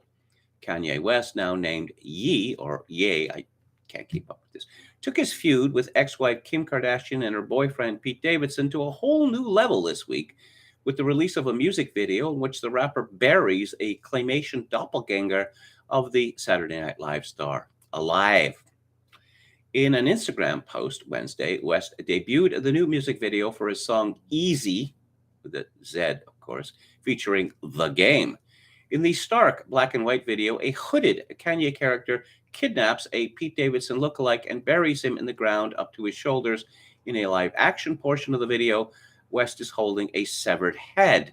Though it is not clear whether the head belongs to the Davidson character, maybe Kanye West just likes to play with severed heads. This marriage with Kim Kardashian, of course, is absolutely fake. Who knows who the parents of the children, which reportedly resulted from this union, who knows who they are? Pete Davidson, not likely, because we all know that Kim Kardashian and most of the other Kardashians will only have sex with black men. But of course, everyone dived into this. Oh, isn't this just so exciting? Ooh, Kim and Pete Davidson. Of course, one of the lines taken on Twitter about this was that given that Kanye West has now several times, at least metaphorically, threatened to kill Pete Davidson, you know who the real victim of this is? Yeah, it's Kim Kardashian. Because, of course, but it never occurred to Kim Kardashian that marrying a deranged and almost certainly closet homosexual was going to lead to difficulties. No, because of course it wouldn't. Did you hear that Joe Biden was saying that transgender kids, that he has their back during the State of the Union address? That's what the State of the Union has devolved to. This is from Hannah Blow at Breitbart. Texas officials categorizing transgender procedures on children as child abuse is government overreach at its worst. Yeah, that's the worst kind of government overreach. President Joe Biden said Wednesday, months after attempting to force millions of Americans to get a vaccine against their will.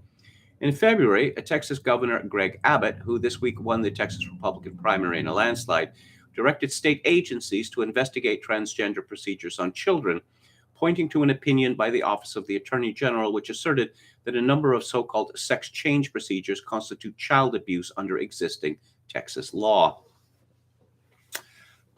Yes, it's the sexual mutilation of children, and it is now required for all respectable people, or people who want to keep their positions and their reputations, to cheer for it.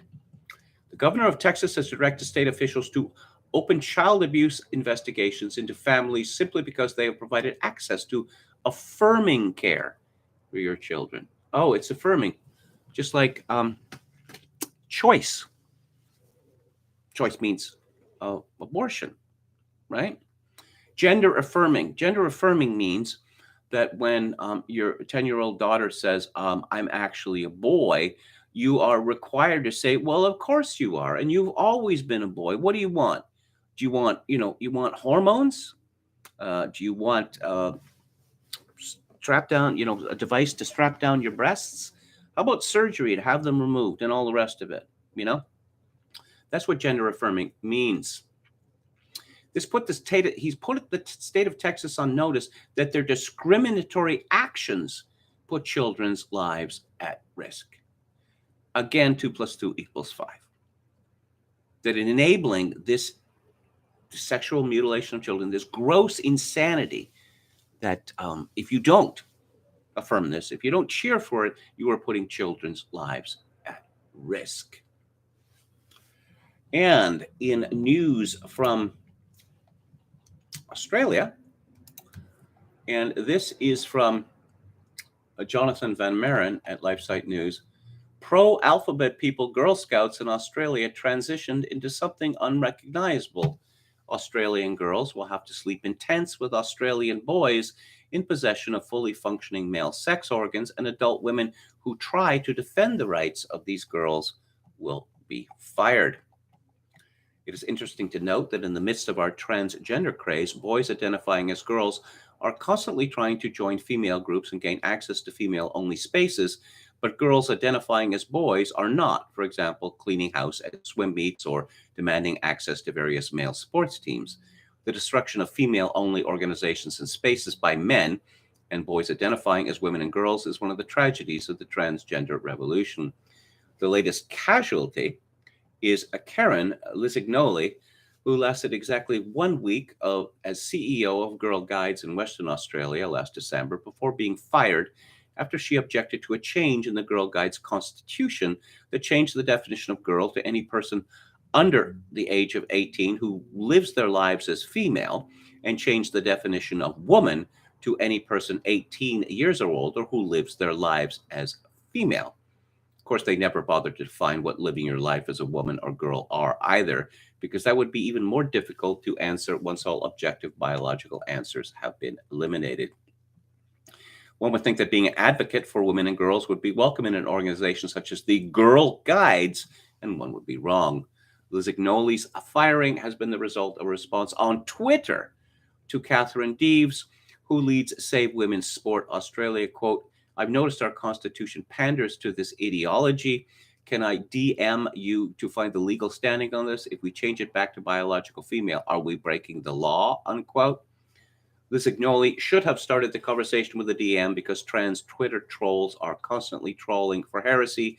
The Alphabet People group out in Perth spotted her tweet, published an article about it, and Lisignoli was fired the following day, with Girl Guides Western Australia chairwoman Yvonne Power informing her December the 18th that she had, quote, exposed the organization to serious reputational risk, unquote. I'm going to move on to Theatre Thursday very shortly, and I'm going to have to open a bunch of tabs, but we are going to take a look at the chat before I move there. Just a reminder that the film I'm talking about today is called The Angry Silence, and it comes from 1960. So let us go to the chat here. And here we go. Oscar Toe says, didn't you see? COVID is over. What happened to COVID? Yes, asked Metal Mike. And Zelensky's mother tongue is Russian, says Metal Mike. He's from eastern Ukraine. He ran on better relations with Russia, ironically, adds Metal Mike. Who else do we have here? Hello to Sam B. Thank you for your kind words. What happened to Switzerland's famous neutrality? Asked Metal Mike. Well, I've seen it suggested that the United States said to Switzerland, neutrality, no. Sorry. We are going to make things very difficult for you if you don't climb on the bandwagon. And hello to Moral Outrage Prophet. And scrolling down, William Hicks says, between that business with the truckers in Canada and the sanctions against Russia, seems like the conventional banking world might have a few drawbacks. Yes, I already said that. Sorry about that. And let's scroll down to the bottom. You should put a pinned tweet explaining why you wear an eye patch so people don't keep asking about it, says Paul Castle 88. Well, it doesn't bother me that much, really. Hello to Half Galician. Yo Mama says the fact that puberty blockers exist is literal mad silence. Indeed, it is. Hello to Link the 7th. Yes, I have. I've explained it. Moral Outrage Prophet says, Jesus. Do you know that Kanye West holds religious services, conducts religious services? And they're all dressed in white and what passes for an altar with Justin Bieber and Marilyn Manson. Yes, really. Donald Wadler says marrying a billionaire should come with the understanding he won't be faithful. Bill Gates might be abhorrent and evil, says Donald Wadler. Could be. Could be. Okay. Show trowels, don't poke a bear, says Donald Wadler. Okay. Anyone read Thierry Messiaen? Says Metal Mike. I'm not familiar with the name. Hello to Pori Tajik. The Zaporozhian Cossacks were very famous, says Chogakin666. Yes, very deadly. Excellent killers. Okay, Boney M Classics. Pete Bauman, hello, says eye patch makes you look like an awesome movie villain. All right. Chechens are just the scariest Caucasians, Oscar. Have any of you seen the HBO series Barry with Bill Hader? And apparently, we're finally going to get season 3 in a month or so, or maybe later this month. Very entertaining. Chechen gangsters in Los Angeles are at the center of the plot. And Stephen Root, who plays Bill Hader's handler, says, he said, did you, I Googled Chechens, and these people are crazy. Yes, indeed. The Russian accents are very good on that show. Also, the Russians don't use articles. Well, Slavic languages typically, they omit articles. But often, amusingly, they will insert articles where they are not needed. For instance, do you want to have a lunch? Instead of just, do you want to have lunch? This, I suppose, this is in the West. They feel a little subconscious. Those who are not fully fluent in English say that they're instantly noticeable because of, they're dropping this articles, and so they make up for it for adding them where they don't belong, which I find kind of endearing, actually. There was a Canadian who became owner of the Limelight Club, Peter Getien. I think he wore an eye patch. Okay. Oh, apparently Thierry Messiaen is an excellent French journalist. Well, I'll look into that. So let's get to A Theater Thursday. And this is a film directed by Guy Green, who lived from 1913 to 2005. He started at the bottom of the cinema biz, which perhaps is the best way. His first credit, 1933, as a clapper boy. You don't take whatever. Then moved on to camera operator and then cinematographer. And he was a cinematographer of two films, which are two films by David Lean, which are considered to be two of the greatest films ever made, Oliver Twist and Great Expectations. And in my opinion, the movie version, or David Lean's movie version of Great Expectations, is better than the novel.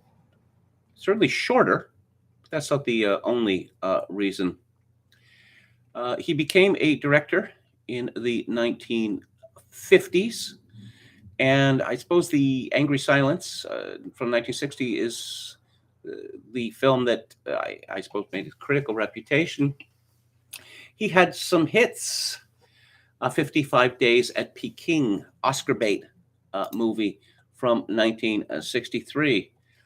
Charlton Heston, Ava Gardner, and A Patch of Blue with Sidney Poitier and Shelley Winters and Elizabeth Hartman. A very successful movie, both critically and commercially. The Magus. Let's see, that's from a John Fowles novel. And later, yeah, this happens to a lot of people. Jacqueline Suzanne's Once Is Not Enough. Yep. But work's work, as they say.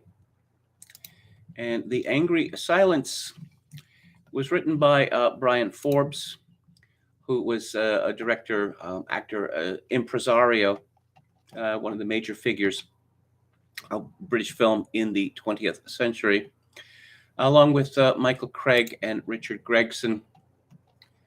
And one of the producers was Richard Attenborough, and he stars in this film. Attenborough made his reputation as an actor in the movie version of Graham Greene's Brighton Rock, where he played a savage young hoodlum called Pinky.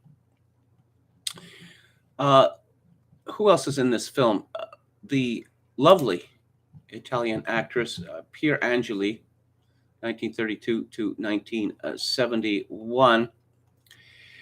The story goes that she had a romance with James Dean, but her mother was having none of it because Dean was not a Catholic. And it is reported that she married the Italian-American singer Vic Damone, and it's reported that James Dean was on his motorcycle outside the church weeping as the wedding happened. And she died sadly young at 39. And did she kill herself accidentally or not? Well, who knows? This is Hollywood. Bernard Lee, who is, of course, legendary for playing M in the James Bond films, plays the local union or chief shop steward in this movie. A very different kind of performance than in the James Bond films. He's supposed to be, ultra posh in the James Bond film, but it was expected of British actors at the time that they could play all different classes. The cinematography is by Arthur Ibbotson, and it is very good indeed. Let's see. Ibbotson later did the cinematography for one of my very favorite movies, The Bounty, Roger Donaldson's story of the mutiny. And let's see, what do I like about this? I mean, it looks great, especially in the Blu-ray from Studio Canal. The framing is outstanding. The way he gets all of these different characters in the frame, his use of foregrounding one or two characters with others in deep focus in the background.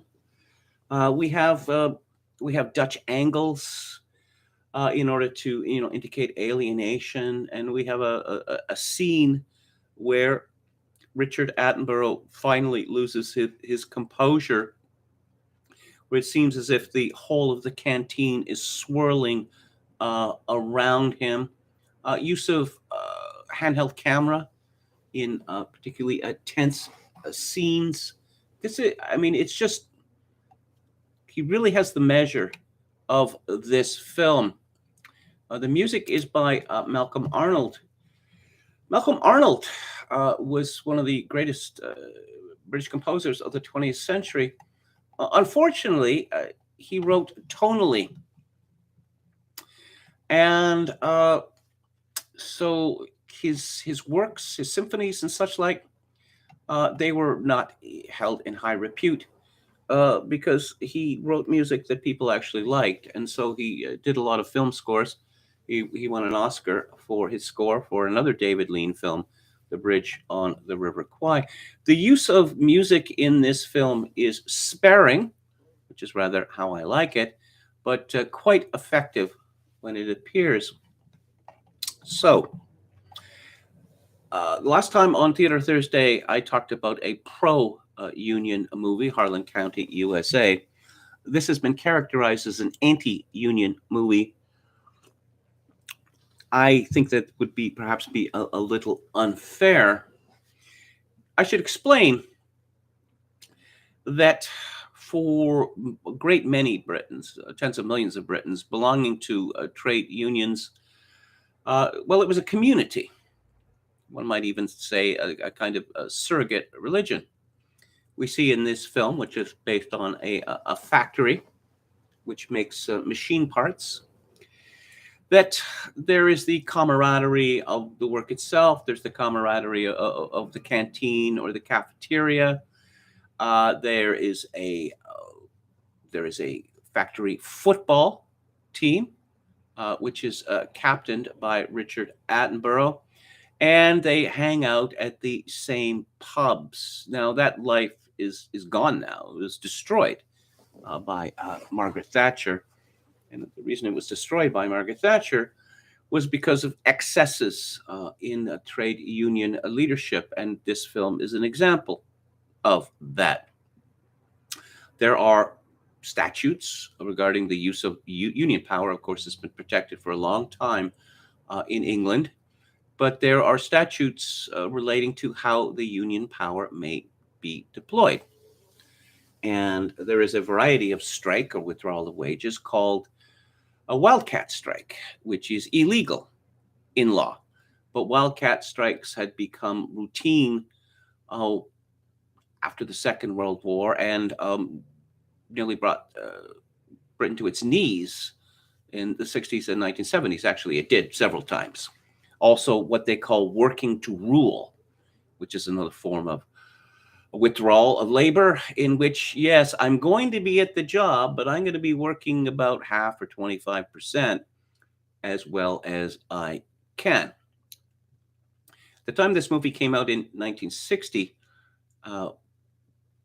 British employers were not as terrified of labor unions as they later became, but we see kind of a changing of the guard here. That the employers, as long as there's enough money for them left over, well, they don't really care about their workers. They care about the union. And if various people get crushed, well, that's just too bad. That, oh, yes, they're all capitalists. They all believe in freedom, such like, no, actually, they believe in money more than that. I have to say that one of the scenes that really sort of struck me as being somewhat false is a scene where we meet the board of directors of the manufacturing firm, and they are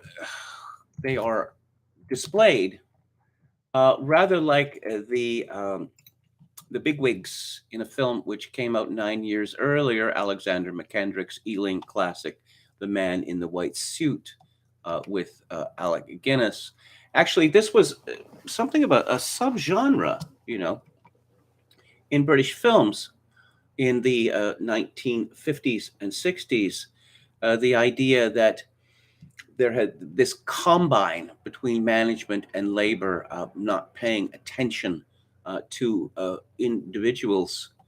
Also, we see, another famous film a few years before the English silence was I'm All Right, Jack, which I guess you could see as a savage anti-union movie. It was also a savage anti-management movie as well.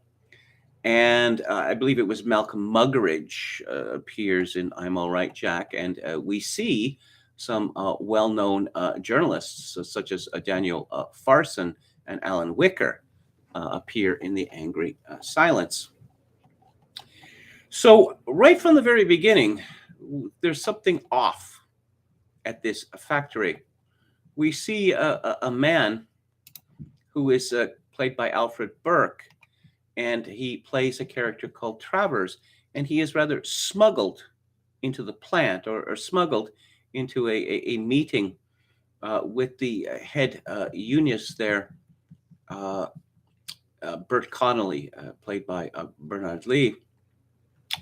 And these unionists, and actually the people who work in the factory, it's all very old-fashioned. Now, I must say I was rather shocked upon rewatching this film how long the hair on the young men was. I mean, this was like Rolling Stones long. But they all wear suits and ties, and many of them three-piece suits. This outsider, who is strongly implied to be a communist or some such, Travers, he has tortoiseshell glasses, and he's not wearing a tie, which sets him apart from everyone else. He's a ringer. He's to be hired by the factory but he comes from London, the big black smoke, with orders, with a new line. And the new line that we discover is that, well, the union has simply not been powerful enough. And the union is going to not only bring this company, Martindale, to its knees, but since so many other companies are dependent upon the parts that it manufactures, they're going to bring all these other companies to their knees as well and make it clear exactly who is in charge, not the management, but the unions. And what the union says, the union will get. And any illegal means will be used to do this. And they will, they will agree to a peace. But the reason for the union agreeing to the peace is such that they can suck management in, and then later, when contracts are awarded to Martindale based on this peace, then they will have the company at their mercy. At the beginning of the film, we see, I should point out that this film was photographed in a real factory, which makes an enormous amount of difference. You can see these machines, working, and this is a hideously noisy and dangerous place to work. One of the reasons it's dangerous is because safety rails have been removed from the machines, but as the head on the floor explains, a man called Davis, played by Jeffrey Keane, the reason that the rails have been removed is because the workers have removed them because it makes their job easier to work without these safety restraints.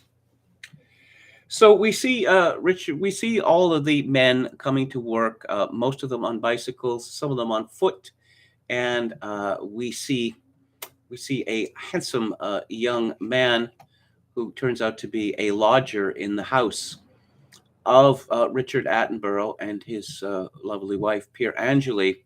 He has a motorcycle, which is one of the reasons why he is so attractive to women.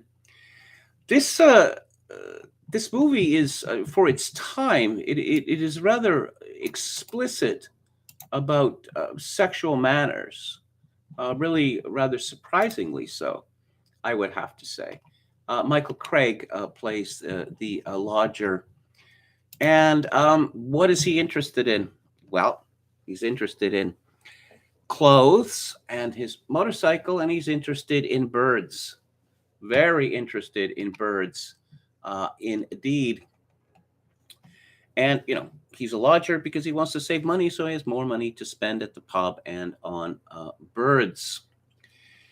So, the very beginning of the film, we find out that Tom Curtis, that's Richard Attenborough's character, his wife, Anna, played by Pier Angeli, well, there's a crisis in the home because they already have 2 children, and she is in the club again, as Tom Curtis describes it.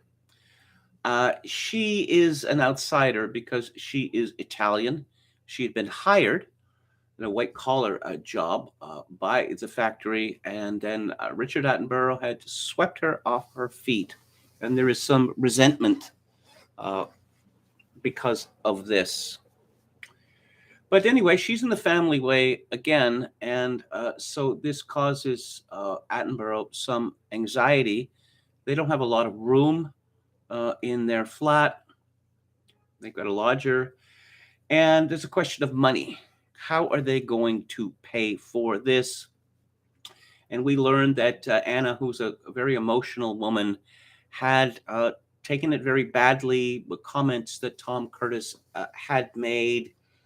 When he comes home from work that day, she is still really quite in a state. Joe Wallace says, yes, the Italians are ITs. They don't half let you have it, or something like that. The very amusing scene near the beginning, when we see the young men checking out the young women. Now, of course, it's exclusively men on the factory floor, and they are all white men. In fact, it's all white people in this movie, except we see a what I presume to be a Caribbean nurse later in the film. But this would be representative of the population of a town like this at the time. We see a young woman, I would say a gorgeous young woman, played by the actress Penelope Horner. She is going to the door, which will lead her to where she works, and he is quick. Joe Wallace is quick to get the door for her. He's been following her, and she smiles at him, and he lets the door close. And there's a rather frumpy-looking woman who is right behind her in the door, pretty much. It doesn't like hit her in the face, but close to it. And she realizes immediately that that Wallace isn't going to hold the door open for her because she's frumpy, and she gives him a look. It's really sad, really. It's funny. It's kind of a look of, resentment, but also resignation. Now, later, Joe Wallace and Pat, that's Penelope Horner's character, they have a date. And it's the character of Pat. She appears at the front of the movie and at the end of the movie, and we don't see much of her in the middle. She serves as kind of a goad, I suppose, that it is strange. They're a strange couple because Joe is working class and Pat is, well, she is middle class. Besides being, gorgeous, she also has, she speaks in received English, as they say. And of course, Joe doesn't. You have to think that a woman like Pat could get a much better man than Joe Wallace. But she sees something in him. She says to him, "From what I've heard, you've been with everything on two legs, wearing lipstick and overage. And you got a couple of them the family way, and you didn't do anything about it. I was told the first day I took the job that you were the one to watch out for. I saw you coming before you saw me, and when I saw you, I didn't care what you had done or what I'd heard because you looked nice. And I thought I'd like to go out with you if you liked me, and if you didn't ask me, I'd still feel that way.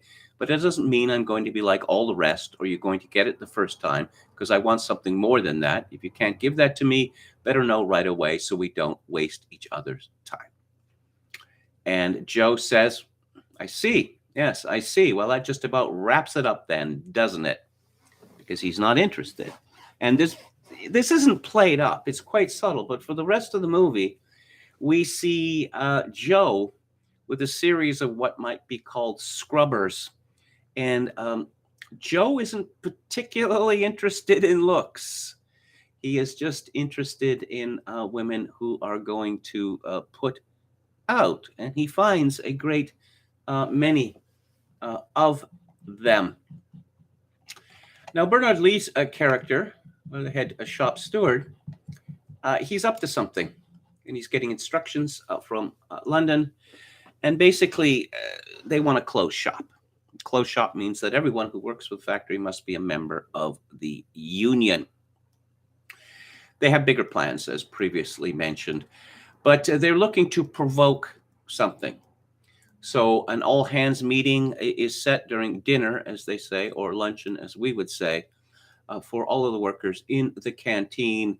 And the union or the local has a list of demands, many of which are silly. Apparently, not enough toilet paper in the bogs. And there's the issue of the safety railings, which I've already discussed, and a bunch of other minutiae. And the man who is in charge, the works manager, he sees through this immediately. Davis, his name is. He sees through it. There's something up here. But the shop steward, he gets on his high horse, Bernard Lee, and I cannot discuss confidential union business. Well, so there's a vote. Now, this would be an illegal strike. And, well, they're pressured into voting for an illegal strike.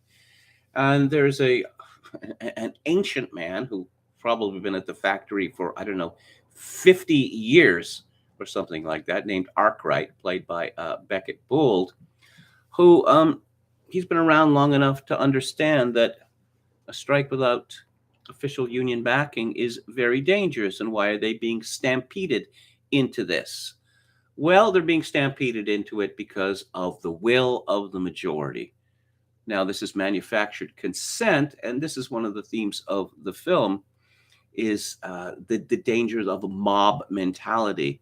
Also, how easy it is to browbeat people, to bamboozle them. Us against them, all for one, one for all. They call each other brothers, which was obligatory at the time. Now, we are introduced right from the very beginning to a group of four, as the English would say, spivs.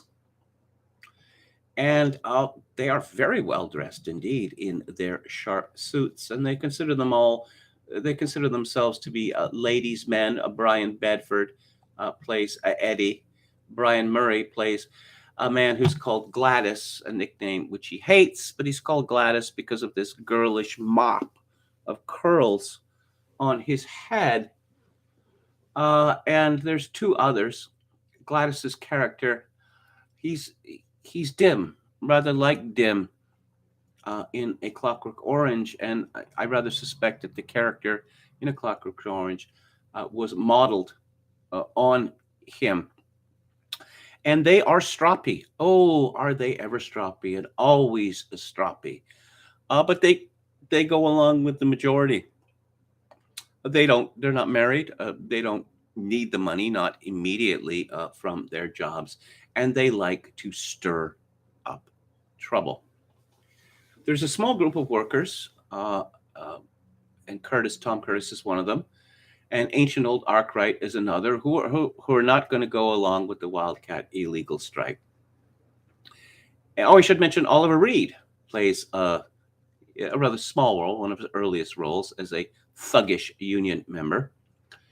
But so they're not going to go along with it because it's illegal, and they consider it to be immoral. Also, they need the money, and it's made clear to them right from the very beginning that they had better go along to get along.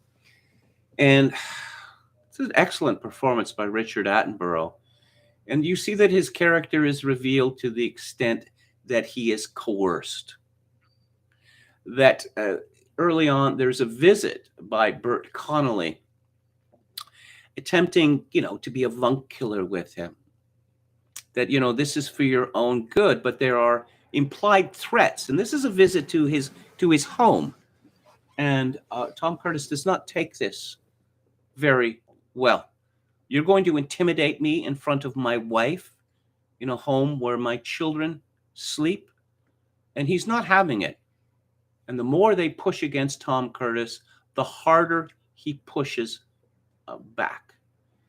Now, his polar opposite in this is Joe Wallace. And Joe Wallace, I didn't vote. I abstained. What's the point of getting involved on one side or the other? And his cowardice is such that he decides that whatever the mob decides, he's going to go along with, even though he's a lodger in Curtis's home and he is a friend, perhaps his closest friend. No, he just doesn't want to be hurt or even inconvenienced. And he is called out on this by the lovely Pat, who considers him to be despicable because of his refusal to take sides. Now, the union decides, and it is rather, it's kept secret at first. We have this smashing up of windows and a car in a garage set on fire and a bicycle being destroyed, and that the scabs, the blacklegs, they had better, stop because it'll only get worse. Now, Bert Connolly, the shop steward, knows exactly who's responsible for this. It's the Spivs. Because they love the sound of breaking glass. And he warns them that if this happens again, he'll tell the police about them. But he also makes it clear that he may have a need of their services in the future. And indeed, he does. Because Tom Even when it was reduced to all the other scabs or blacklegs, um, they all buckle under. Tom is not going to buckle under. And so the strike ends. The company gives in to the list of demands, but of course, the provocateur from London makes it clear that there are going to be many more demands, and the company is not going to know what hit them. So they'll go back to work, and Tom Curtis is, as they say, sent to Coventry, which is that the law is laid down that no one is to have anything to do with him at work, in the canteen, or outside of work. Nothing, not a word. And they won't sit with him. If he sits down next to them, they'll leave. Even old Arkwright removes his food because, no, he doesn't want to stand up against the mob. So, again, Curtis is not going to give in. And then, again, this is realistic. Of course, you saw this in American films as well, but in a more manipulative sense. Films like Meet John Doe, the media gets involved, or the press, as they used to call it. First, there is an article in the local paper called The Argus, and the union people do not like this at all. Neither does the management, because they just want, they have a big contract coming up, one of the biggest they've ever had, and so they have to ensure the peace. Well, this piece is noticed, and then a reporter from what's called the Dispatch, but which is clearly the Daily Telegraph, writes a story. So now it is national news. And then Alan Wicker, the legendary British journalist and travel presenter, shows up to do a report on this. And the results are twofold. That Curtis becomes famous. He becomes world famous. Hundreds of letters of support, on a job offer from Brisbane, Australia. And Tom Curtis barely knows, what that means. His wife, Anna, thinks, well, it's hot there. I hear that it's nice, rather like home, meaning Italy. Now, there has been this tension between Tom and Anna throughout the movie, and of course it intensifies when Tom decides that he is going to become a martyr, if need be, for his principles. And his principles also, I suppose you could say, a certain bloody-mindedness as well. And so the question is whether, Anna is going to stick with her husband or not. She does. She decides that she's going to stick with her husband. It's quite a moving scene, especially this declaration from a woman as magnificent as Pier Angeli. Well, the media, Farrago, is the last straw for the union, and they decide that Tom is going to have to be dealt with once and for all. But before that, he has two children, a boy and a girl, and the boy is attacked, and his legs are covered with pitch because he's a blackleg, you see? And he's abandoned in a lavatory some ways from home, and his frantic mother is running through the streets calling his name. And I suppose a lesser man than Tom would have broken when Anna says that you shouldn't see Brian in bed because he's sleeping. And Tom says, well, I have to see him. And he goes into the room, and the child pretends that he's asleep, but he's clearly not. And Tom puts his hand on the boy's shoulder, and the boy flinches. And Tom is appalled, and he asked him why. And the boy says, because you're a dirty scab. And again, that's the point at which most men would break, but he's not having it. Now, I mentioned the character of Pat, that apart from some, social observation, she doesn't really seem to have much to do with the plot, except that she serves as a goad, as I say, to Joe Wallace. And I suppose, she serves as the example of the kind of woman that Joe could get if he demonstrated some depth of character. Now, the end of the movie, or the last act of the movie, has been decried by some as overwrought or even hysterical. But the mood has been cleverly created for this. We see there's a lot of newspapers shown, and we see a lot of news hoardings. The news of the world with their sensationalist, sex and violence headlines. And so we are really softened up for the end of the movie, which I will not spoil for you. It's very exciting. I found this movie to be a thrilling one for both artistically and morally. The movie was unofficially banned in Wales because of its portrayal of one particular local of a labor union, and Richard Attenborough had to do damage control there. Now, you could argue that this is an anti-union movie, and we see a sympathetic official union representative at the end of the movie, but the boys have been so riled up by the provocateur that they're not seeing a reason. So the movie is not as black and white as some would say. But again, I should mention that the movie is available on Blu-ray. There was a 2K restoration, and it's on a Studio Canal, and it looks absolutely tremendous. The restoration was quite a success.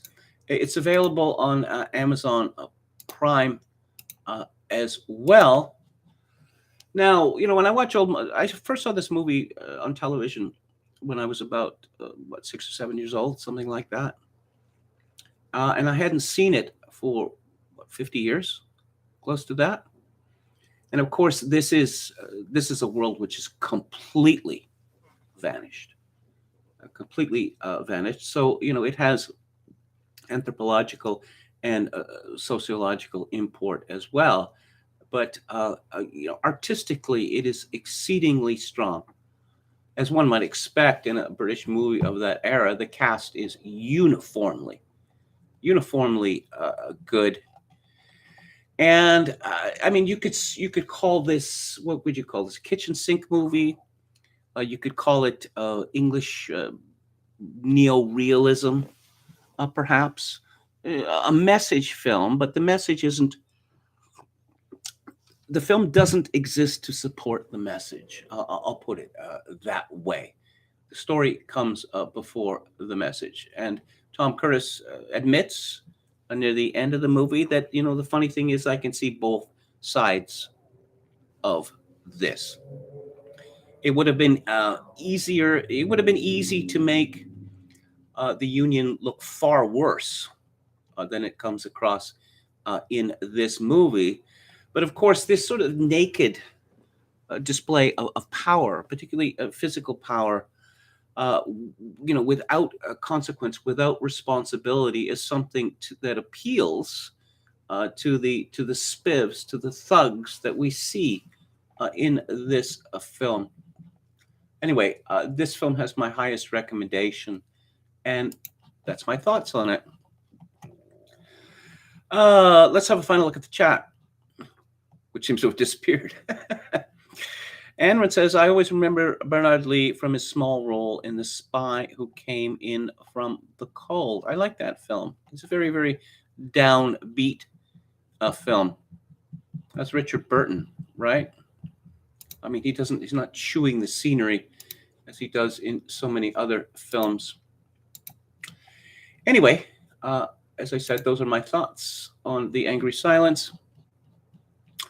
And tomorrow in the book club, I'm going to be discussing Paul Gottfried's latest work, which is called Antifa.